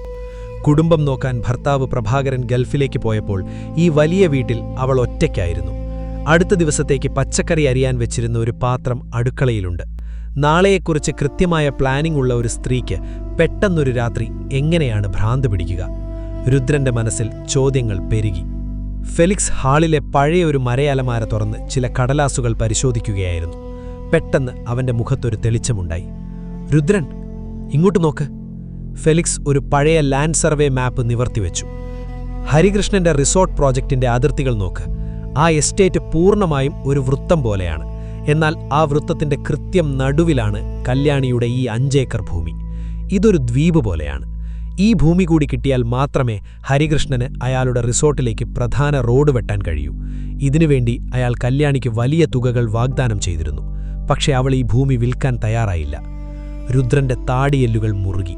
ഒരു സാധാരണ അതിർത്തി തർക്കം, അതെങ്ങനെയാണ് ഒരു ഭ്രാന്തിൽ കലാശിക്കുന്നത്? അവർ കല്യാണിയുടെ കിടപ്പുമുറിയിലേക്ക് നടന്നു. ആ വീടിന്റെ ഏറ്റവും ഇരുണ്ട ഭാഗമായിരുന്നു അത്. കുഞ്ഞുമോൻ ടോർച്ചടിച്ചു. ജനലുകളെല്ലാം കട്ടിയുള്ള പലകകൾ വെച്ച് ആണിത്തറച്ചിരിക്കുകയാണ്. ഭ്രാന്ത് മൂത്തപ്പോൾ അവൾ പുറത്തേക്ക് പോകാതിരിക്കാൻ നാട്ടുകാർ ചെയ്തതായിരിക്കും. ആ മുറിയിൽ വല്ലാത്ത ഒരു ശ്വാസം മുട്ടൽ അനുഭവപ്പെട്ടു. കിടക്കയിൽ പുതപ്പുകൾ അലങ്കോലമായി കിടക്കുന്നു. ഭയന്ന് വിറച്ചു എത്രയോ രാത്രികൾ ആ കിടക്കയിൽ കഴിഞ്ഞിട്ടുണ്ടാകാം. കുഞ്ഞുമോൻ ആ ഇരുട്ടിനെ ഭയത്തോടെ നോക്കി. പെട്ടെന്ന് അവന്റെ ടോർച്ചിന്റെ വെളിച്ചം മുകളിലെ തടിമച്ചിലേക്ക് പതിച്ചു. സാർ, മുകളിൽ ആ തടിപ്പലകയിൽ. രുദ്രനും ഫെലിക്സും മുകളിലേക്ക് നോക്കി. കല്യാണിയുടെ കിടക്കയ്ക്ക് കൃത്യം മുകളിലായി തടിമച്ചിൽ വളരെ കൃത്യതയോടെ തുരന്നുണ്ടാക്കിയ ഒരു ചെറിയ ദ്വാരം. അത് സ്വാഭാവികമായി ഉണ്ടായതല്ല, ഒരു ഡ്രിൽ ഉപയോഗിച്ച് തുരന്നതാണ്. ഫെലിക്സ് പെട്ടെന്നൊരു കസേര വലിച്ചിട്ട് അതിന് മുകളിൽ കയറി നിന്നു. ആ ദ്വാരത്തിലൂടെ ടോർച്ചിന്റെ വെളിച്ചം മച്ചും പുറത്തേക്കടിച്ചു. ദ്വാരത്തിന് ചുറ്റും പറ്റിപ്പിടിച്ചിരിക്കുന്ന ചില പൊടികൾ അവന്റെ കയ്യിലുള്ള ഒരു ചെറിയ സിപ്പ് ലോക്ക് കവറിലേക്ക് ശേഖരിച്ചു. അവനത് വെളിച്ചത്തിന് നേരെ പിടിച്ചു. അവൻ കണ്ട കാഴ്ചയിൽ ആ ശാസ്ത്രജ്ഞന്റെ കണ്ണുകൾ പോലും ഒരു നിമിഷം ഭയം കൊണ്ട് വിടർന്നു. രുദ്രൻ, ഫെലിക്സിന്റെ ശബ്ദം ഇടറുന്നുണ്ടായിരുന്നു. രുദ്രൻ, ഇത് ഉമ്മത്തിന്റെ ഉണങ്ങിയ വിത്തുകൾ പൊടിച്ചതാണ്. പൂർണിമയുടെ അടുക്കളയിൽ നമ്മൾ കണ്ട അതേ വിഷം. രുദ്രൻ ഒരു നിമിഷം ശ്വാസമടക്കി നിന്നു. ഉമ്മത്തിന്റെ വിത്തുകൾ, അതിശക്തമായ ഹാലൂസിനോജൻ. ചെറിയ അളവിൽ സ്ഥിരമായി ശ്വസിക്കുകയോ ഉള്ളിൽ ചെല്ലുകയോ ചെയ്താൽ ഏതൊരാൾക്കും കടുത്ത മാനസിക വിഭ്രാന്തികളുണ്ടാകും. ഇല്ലാത്ത രൂപങ്ങളെ കാണും, അലറിക്കരയും, അക്രമാസക്തരാകും. ആ മുറിയുടെ ഇരുട്ടിൽ നിന്ന് സത്യം പതിയെ അവരുടെ മുന്നിലേക്ക് ഉയർന്നുവന്നു. കല്യാണിക്ക് ഒരിക്കലും ഭ്രാന്ത് പിടിച്ചിരുന്നില്ല. ഹരികൃഷ്ണന് ആ ഭൂമി വേണമായിരുന്നു. അവളത് കൊടുക്കാതിരുന്നപ്പോൾ അയാൾ അവളെ കൊന്നില്ല. പകരം ദിവസങ്ങളോളം, ആഴ്ചകളോളം രാത്രിയുടെ മറവിൽ ഈ മച്ചുംപുറത്ത് കയറിക്കിടന്ന് ആ ചെറിയ ദ്വാരത്തിലൂടെ ഉമ്മത്തിന്റെ വിത്തുകൾ പൊടിച്ച് അവളുടെ കിടക്കയിലേക്ക് ഇട്ടുകൊണ്ടിരുന്നു. ആ വിഷം ശ്വസിച്ച് ആ പാവം സ്ത്രീയുടെ നാഡീവ്യൂഹം തകർന്നു. അവൾ അലറിക്കരഞ്ഞപ്പോൾ നാട്ടുകാർ അതിനെ യക്ഷിബാധ എന്ന് വിളിച്ചു. ഗോവിന്ദ പണിക്കരെന്ന ജ്യോതിഷി ഹരികൃഷ്ണനിൽ നിന്നും പണം വാങ്ങി അതൊരു കടുത്ത ശാപമാണെന്ന് നാട്ടുകാരെ വിശ്വസിപ്പിച്ചു. അവളുടെ ഭർത്താവ് പ്രഭാകരൻ ഗൾഫിൽ നിന്നും വരുന്നതിനു മുൻപ് തന്നെ അവളെ ഒരു ഭ്രാന്താശുപത്രിയിലേക്ക് മാറ്റി. അവിടെ വെച്ച് ആരുമില്ലാതെ അവൾ മരിച്ചുപോയി. ഒരു പാവം സ്ത്രീയെ ഇത്ര ക്രൂരമായി, ശാസ്ത്രീയമായി ഭ്രാന്തിയാക്കി മാറ്റിയ ഒരു സിസ്റ്റം. ഹരികൃഷ്ണനും പൂർണിമയും ഗോവിന്ദ പണിക്കരും ചേർന്ന് നടത്തിയ അതിക്രൂരമായ ഒരു കോർപ്പറേറ്റ് കൊലപാതകം. പ്രഭാകരൻ ഒരു സൈക്കോപാത്ത് അല്ല ഫെലിക്സ്. രുദ്രൻ ആ ഒഴിഞ്ഞ കിടക്കയിലേക്ക് നോക്കി പതുക്കെ പറഞ്ഞു. അവനൊരു ഭർത്താവാണ്. തന്റെ ഭാര്യയുടെ മരണം വെറുമൊരു അസുഖമല്ലെന്നും അതൊരാസൂത്രിത കൊലപാതകമാണെന്നും അവൻ തിരിച്ചറിഞ്ഞിരിക്കുന്നു. അവൻ നീതി ചോദിക്കാൻ കോടതിയിൽ പോയില്ല. അവൻ സ്വന്തമായി കോടതിയുണ്ടാക്കി. ഓരോരുത്തരായി അവൻ ഇല്ലാതാക്കുകയാണ്. പൂർണിമയ്ക്കൊന്ന്, പണിക്കർക്ക് 2. ഇനി അവശേഷിക്കുന്നത് ഇതിൻ്റെയെല്ലാം ബുദ്ധികേന്ദ്രമായ ഹരികൃഷ്ണനാണ്. കല്യാണിയുടെ ഉപേക്ഷിക്കപ്പെട്ട വീട്ടിൽ നിന്നും വട്ടത്തിൽ തറവാടിലേക്കുള്ള ആ യാത്ര ഭയാനകമായിരുന്നു. രുദ്രൻ സ്വയം വണ്ടി ഓടിക്കുകയാണ്. Jeep hairpin വളവുകളിലൂടെ പറക്കുകയായിരുന്നു. ഹരികൃഷ്ണനെതിരെ വ്യക്തമായ തെളിവുകളില്ലാത്തതുകൊണ്ട് ചോദ്യം ചെയ്ത ശേഷം അയാളെ സ്വന്തം വീട്ടിൽ തന്നെ തുടരാൻ രുദ്രൻ അനുവദിച്ചിരുന്നു. അതൊരു വലിയ തെറ്റായിപ്പോയെന്ന് അയാൾക്കിപ്പോൾ മനസ്സിലാവുന്നുണ്ട്. കൊലയാളിയുടെ അവസാനത്തെ ലക്ഷ്യം ആ വീട്ടിലാണ്. ഫെലിക്സ് തന്റെ ഫോണിൽ നിന്നും ഹരികൃഷ്ണനെ തുടർച്ചയായി വിളിക്കുന്നുണ്ടായിരുന്നു. രുദ്രൻ കോൾ എടുക്കുന്നില്ല. റിങ് ചെയ്ത് കട്ടാവുന്നുണ്ട്. നമ്മൾ ഉടൻ എത്തിയേ പറ്റൂ. പിൻസീറ്റിലിരുന്ന കുഞ്ഞുമോൻ പുറത്തെ ഇരുട്ടിലേക്ക് നോക്കി പതുക്കെ പറഞ്ഞു, "സാർ, എന്നോട് ക്ഷമിക്കണം. പക്ഷേ ഒരു പാവം സ്ത്രീയെ ഇത്രയും ക്രൂരമായി കൊന്ന ആ ഹരികൃഷ്ണനെ നമ്മൾ എന്തിനാ സാർ രക്ഷിക്കാൻ പോകുന്നത്? സ്വന്തം ഭാര്യയെ നഷ്ടപ്പെട്ട ആ പ്രഭാകരൻ ചെയ്യുന്നത് ഒരു തരത്തിൽ ശരിയല്ലേ? അവൻ അവരോട് കണക്ക് ചോദിക്കട്ടെ സാർ." രുദ്രൻ ഒരു നിമിഷം ജീപ്പിന്റെ ഗിയർ വേഗത്തിൽ മാറ്റി. അയാളുടെ കണ്ണുകൾ റിയർ വ്യൂ മിററിലൂടെ കുഞ്ഞുമോനെ നോക്കി. "കുഞ്ഞുമോനെ, അവൻ ചെയ്തത് മനുഷ്യത്വമില്ലാത്ത പണിയാണ്. പക്ഷേ നീതി നടപ്പിലാക്കാൻ എല്ലാവരും കയ്യിൽ കൺമഷിയുമായി ഇറങ്ങിയാൽ പിന്നെ ഈ കാക്കി യൂണിഫോമിന് എന്ത് വിലയാണുള്ളത്? പ്രഭാകരൻ ഒരു ഭർത്താവ് മാത്രമല്ല, അവനിപ്പോൾ ഒരു കൊലയാളി കൂടിയാണ്. നമ്മൾ പോലീസുകാരാ. നമുക്ക് വികാരങ്ങളില്ല. ഡ്യൂട്ടി മാത്രമേയുള്ളൂ." വട്ടത്തിൽ തറവാടിന്റെ വലിയ ഇരുമ്പ് ഗേറ്റുകൾക്കു മുന്നിൽ ജീപ്പ് വന്നു നിന്നു. ഗേറ്റ് മലർക്കെ തുറന്നു കിടക്കുകയായിരുന്നു. മുറ്റത്തെപ്പോഴും ഉണ്ടാകാറുള്ള 2 സെക്യൂരിറ്റി ഗാർഡുകൾ അവിടെയില്ല. അവരുടെ ക്യാബിനിൽ ലൈറ്റ് കത്തുന്നുണ്ട്, പക്ഷേ ആരുമില്ല. ആ വലിയ വീട് മഴയത്തൊരു പ്രേതാലയം പോലെ നിശബ്ദമായി നിന്നു. രുദ്രൻ തന്റെ റിവോൾവർ പുറത്തെടുത്തു. ഫെലിക്സും കുഞ്ഞുമോനും പിന്നാലെ നടന്നു. വീടിന്റെ മുൻവാതിൽ പൂട്ടിയ നിലയിലായിരുന്നു. പക്ഷേ അടുക്കളയുടെ ഭാഗത്തെ പഴയ വാതിൽ പാതി തുറന്നു കിടക്കുകയായിരുന്നു. അവർ അതുവഴി ഉള്ളിലേക്ക് കടന്നു. അകത്തിരിട്ടാണ്. പവർ കട്ടാണെന്ന് തോന്നുന്നു. ടോർച്ചിന്റെ വെളിച്ചത്തിൽ അവർ ഹാളിലൂടെ നടന്നു. പൂർണിമയുടെ മൃതദേഹം നേരത്തെ തന്നെ മാറ്റിയിരുന്നെങ്കിലും അവിടെ ചോരപ്പാടുകൾ അവശേഷിച്ചുണ്ടായിരുന്നു. അവർ നേരെ പോയത് ഹരികൃഷ്ണന്റെ സ്റ്റഡി റൂമിലേക്കാണ്. അവിടെയാണ് അയാൾ എപ്പോഴും ഇരിക്കാറുള്ളത്. സ്റ്റഡി റൂമിന്റെ വാതിൽ ഉള്ളിൽ നിന്നും പൂട്ടിയ നിലയിലായിരുന്നു. രുദ്രൻ വാതിലിൽ ശക്തിയായി മുട്ടി. "ഹരികൃഷ്ണ, വാതിൽ തുറക്ക്!" മറുപടിയില്ല. കുഞ്ഞുമോൻ വാതിൽ ചവിട്ടിപ്പൊളിക്കാൻ മുന്നോട്ട് വന്നതും രുദ്രൻ അവനെ തടഞ്ഞു. രുദ്രൻ പെട്ടെന്ന് താഴേക്ക് നോക്കി. അയാൾ ടോർച്ച് ആ പഴയ ഇറാനിയൻ കാർപ്പറ്റിലേക്ക് അടിച്ചു. വാതിലിന്റെ അടിയിലായി കാർപ്പറ്റിൽ ഒരു ചെറിയ മൺപാട്, നനഞ്ഞ ഷൂസിന്റെ പാട്. പക്ഷേ അത് വാതിലിന്റെ ഉള്ളിലേക്ക് പോകുന്നതല്ല. ആ കാൽപ്പാട് വാതിലിന്റെ പുറത്തേക്ക്, അതായത് തറവാടിന്റെ പിൻവാതിലിലേക്കാണ്. രുദ്രന് കാര്യം മനസ്സിലായി. കൊലയാളി ഉള്ളിലില്ല. അവൻ പണി കഴിഞ്ഞ് തിരിച്ചുപോയി. കുഞ്ഞുമോൻ സർവ്വശക്തിയുമെടുത്ത് ആ വാതിലിൽ 2 തവണ ചവിട്ടി. പഴയ തടിവാതിൽ വലിയൊരു ശബ്ദത്തോടെ തുറന്നു. ഉള്ളിലേക്ക് ടോർച്ചടിച്ചപ്പോൾ അവർ കണ്ട കാഴ്ച ഭയാനകമായിരുന്നു. മുറിയുടെ നടുവിലുള്ള വലിയ തേക്ക് കസേരയിൽ ഹരികൃഷ്ണനെ കെട്ടിയിട്ടിരിക്കുകയായിരുന്നു. അയാൾ മരിച്ചിട്ടില്ല, പക്ഷേ അയാളുടെ അവസ്ഥ മരണത്തേക്കാൾ ഭയാനകമായിരുന്നു. കണ്ണുകൾ തുറച്ചു നിൽക്കുന്നു. വായിൽ നിന്ന് ഉമിനീരൊഴുകിയിറങ്ങുന്നുണ്ട്. അയാൾ വായുവിൽ എന്തൊക്കെയോ അദൃശ്യ രൂപങ്ങളെ കണ്ട് അലറാൻ ശ്രമിക്കുന്നുണ്ട്, പക്ഷേ ശബ്ദം പുറത്തു വരുന്നില്ല. കടുത്ത ഹാലുസിനേഷൻ. ഫെലിക്സ് പെട്ടെന്ന് മേശപ്പുറത്തേക്ക് നോക്കി. അവിടെ ഒരു ഗ്ലാസും അല്പം വെള്ളവും ഒരു ചെറിയ ഇടികല്ലും ഇരിപ്പുണ്ടായിരുന്നു. അതിനുള്ളിൽ പച്ച നിറത്തിലുള്ള ചില വിത്തുകൾ ചതച്ചരച്ചിട്ടുണ്ട്. ഉമ്മത്തിന്റെ വിത്തുകൾ. പ്രഭാകരൻ ഹരികൃഷ്ണനെ കൊന്നില്ല. പകരം തന്റെ ഭാര്യ കല്യാണി അനുഭവിച്ച അതേ ഭ്രാന്ത്, അതേ നരകം അവൻ ഹരികൃഷ്ണന് ദ്രാവക രൂപത്തിൽ നൽകി. രുദ്രൻ പതുക്കെ ഹരികൃഷ്ണന്റെ വലതു കൈ ഉയർത്തി നോക്കി. അവിടെ കറുത്ത കൺമഷി കൊണ്ട് വളരെ കൃത്യമായി വരച്ചിരിക്കുന്നു 3 വരകൾ. പൂർണിമ, പണിക്കർ, ഹരികൃഷ്ണൻ. പ്രഭാകരന്റെ ഓഡിറ്റ് അവസാനിച്ചിരിക്കുന്നു. കണക്കുകൾ തീർന്നിരിക്കുന്നു. പെട്ടെന്ന് പുറത്ത് കാടിന്റെ ഇരുത്തിൽ നിന്നും ഒരു ജീപ്പിന്റെ എഞ്ചിൻ സ്റ്റാർട്ടാവുന്ന ശബ്ദം അവർ കേട്ടു. പ്രഭാകരൻ ദൂരേക്ക് പോയിട്ടില്ല. അവൻ ഇരുട്ടിൽ അവരെ നോക്കി നിൽക്കുകയായിരുന്നു. സ്റ്റഡി റൂമിൽ നിന്നും പുറത്തേക്ക് ഓടുമ്പോൾ രുദ്രന്റെ മനസ്സിൽ ഒരൊറ്റ ലക്ഷ്യം മാത്രമേ ഉണ്ടായിരുന്നുള്ളൂ, ആ ജീപ്പ്. മുറ്റത്തെ ഇരുട്ടിലേക്ക് ടോർച്ചടിച്ചപ്പോൾ ഗേറ്റ് കടന്നു പോകുന്ന ഒരു പഴയ മഹീന്ദ്ര ജീപ്പിന്റെ ചുവന്ന ടെയിൽ ലൈറ്റുകൾ മഞ്ഞിലൂടെ മറയുന്നത് അവർ കണ്ടു. പ്രഭാകരൻ. കുഞ്ഞുമോൻ ഡ്രൈവിംഗ് സീറ്റിലേക്ക് ചാടിക്കയറി. രുദ്രൻ മുൻവശത്തും ഫെലിക്സ് പുറകിലും. "വിടരുത് കുഞ്ഞുമോനെ, അവനിപ്പോൾ ഈ എസ്റ്റേറ്റ് റോഡ് കടന്നിട്ടുണ്ടാകില്ല."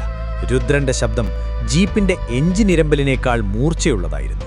പോലീസ് ജീപ്പ് ഒരു കാട്ടുമൃഗത്തെ പോലെ മുന്നോട്ട് കുതിച്ചു. കൊമ്പൻമലയിലെ ആ റോഡുകൾക്ക് ടാറിട്ടിട്ട് വർഷങ്ങളായിരുന്നു. കുണ്ടും കുഴിയും നിറഞ്ഞ, വശങ്ങളിൽ കൊക്കകളുള്ള ഒരു മരണപാത. കനത്ത മഴയിൽ വൈപ്പറുകൾ എത്ര വേഗത്തിൽ ചലിച്ചിട്ടും മുന്നിലെ കാഴ്ച വ്യക്തമായിരുന്നില്ല. ജീപ്പിന്റെ ഹെഡ്ലൈറ്റ് വെളിച്ചം കോടമഞ്ഞിൽ തട്ടി ഒരു വെള്ള മതിലുപോലെ തിരികെ അടിച്ചു.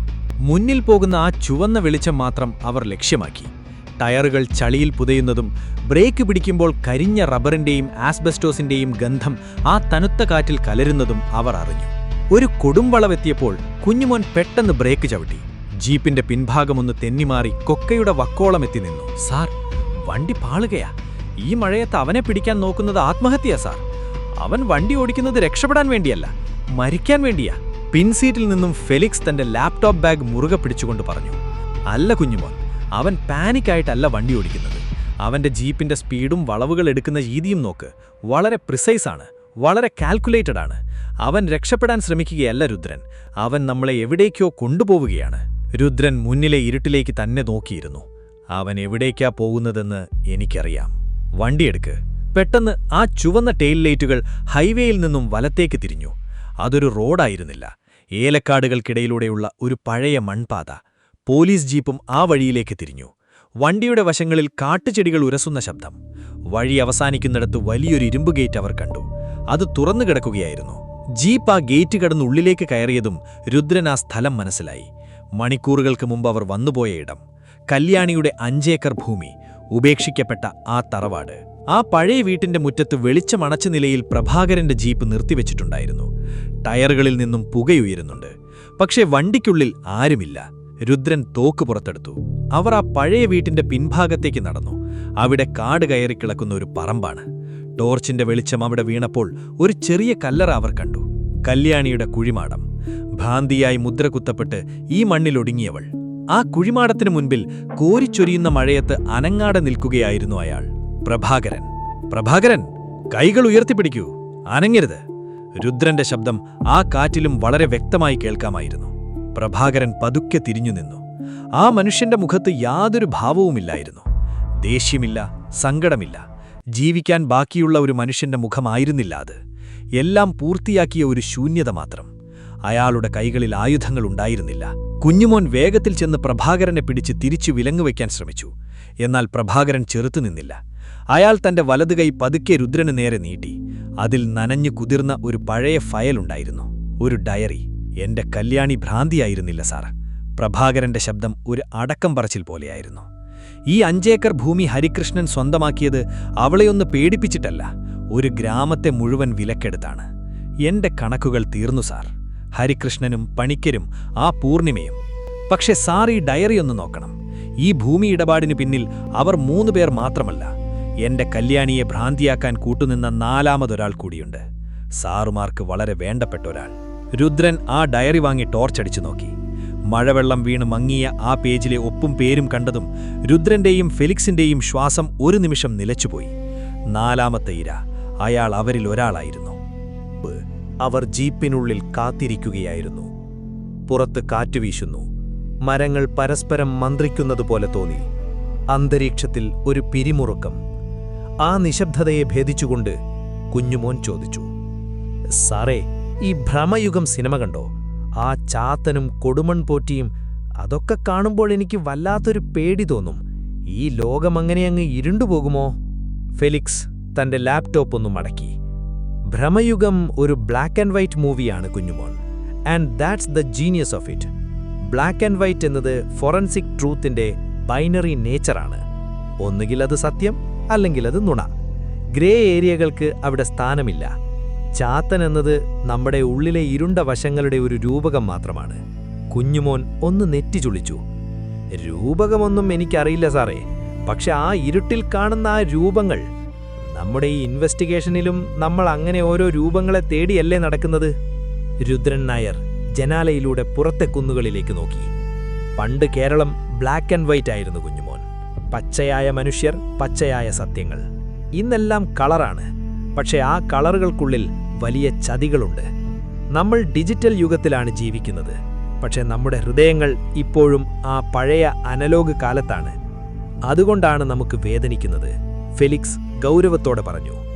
Rudran, progress is inevitable. ഇപ്പോൾ ആർട്ടിഫിഷ്യൽ ഇന്റലിജൻസ് വരികയാണ്. ഭാവിയിൽ ഒരുപക്ഷെ നമ്മളെയൊക്കെ ഈ മെഷീനുകൾ റീപ്ലേസ് ചെയ്തേക്കാം. A robocop in Kerala. It's not a fantasy anymore.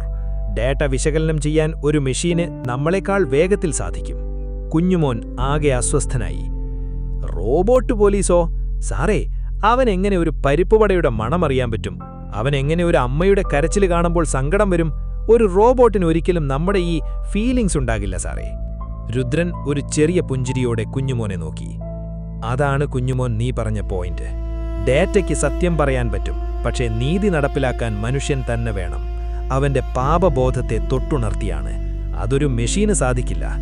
Felix തന്റെ കണ്ണടയൊന്ന് തുടച്ചു. Science may bridge the gap, but the emotional quotient is still A human domain. പക്ഷേ ഡിജിറ്റൽ വേൾഡ് നമ്മുടെ വാല്യൂസിനെ മാറ്റുകയാണ്. എല്ലാവരും ഫോണിലേക്ക് നോക്കി നടക്കുന്നു, ആരും പരസ്പരം നോക്കുന്നില്ല. ആ പഴയ ഏലക്കയുടെ മണമുള്ള കേരളം നഷ്ടപ്പെട്ടു കഴിഞ്ഞു. രുദ്രൻ തന്റെ കൈത്തണ്ടിലെ പഴയ ടൈറ്റാൻ വാച്ചിലേക്ക് നോക്കി. സമയം അവസാനിക്കുന്നു. ഏലക്കയുടെ മണം അതെന്റെ അച്ഛന്റെ ഡ്രസ്സിൽ എന്നും ഉണ്ടായിരുന്നു. കുന്നിൻ മുകളിൽ നിന്ന് വരുമ്പോൾ അദ്ദേഹം കൊണ്ടുവരുന്നത് ആ ശുദ്ധമായ മണമാണ്. ഇന്ന് നമ്മൾ സ്പ്രേ ചെയ്യുന്ന ആർട്ടിഫിഷ്യൽ മണങ്ങൾക്കിടയിൽ നമുക്ക് നമ്മുടെ ഐഡന്റിറ്റി നഷ്ടപ്പെടുന്നു. ഈ കേസ് നമ്മളെ പഠിപ്പിക്കുന്നത് അതാണ്. സത്യം എപ്പോഴും ലളിതമാണ്, പക്ഷെ അത് കണ്ടെത്താൻ നമ്മൾ ഈ ഡിജിറ്റൽ നൂലാമാലകൾ മുറിച്ചു മാറ്റേണ്ടി വരും. കുഞ്ഞുമോൻ ജീപ്പിന്റെ താക്കോലൊന്ന് തിരിച്ചിട്ടു. ജീപ്പ് ആ ഇരുണ്ട മലനിരകളിലേക്ക് കുതിച്ചു പാഞ്ഞു. അവർക്ക് മുന്നിൽ പുതിയൊരു ലോകത്തിന്റെ വെല്ലുവിളികളുണ്ടായിരുന്നു. പക്ഷേ അവരുടെ ഉള്ളിൽ ആ പഴയ കേരളത്തിന്റെ സ്പന്ദനങ്ങൾ നിലച്ചിരുന്നില്ല. ജില്ലാ പോലീസ് ആസ്ഥാനത്തെ ഇന്ററോഗേഷൻ റൂം.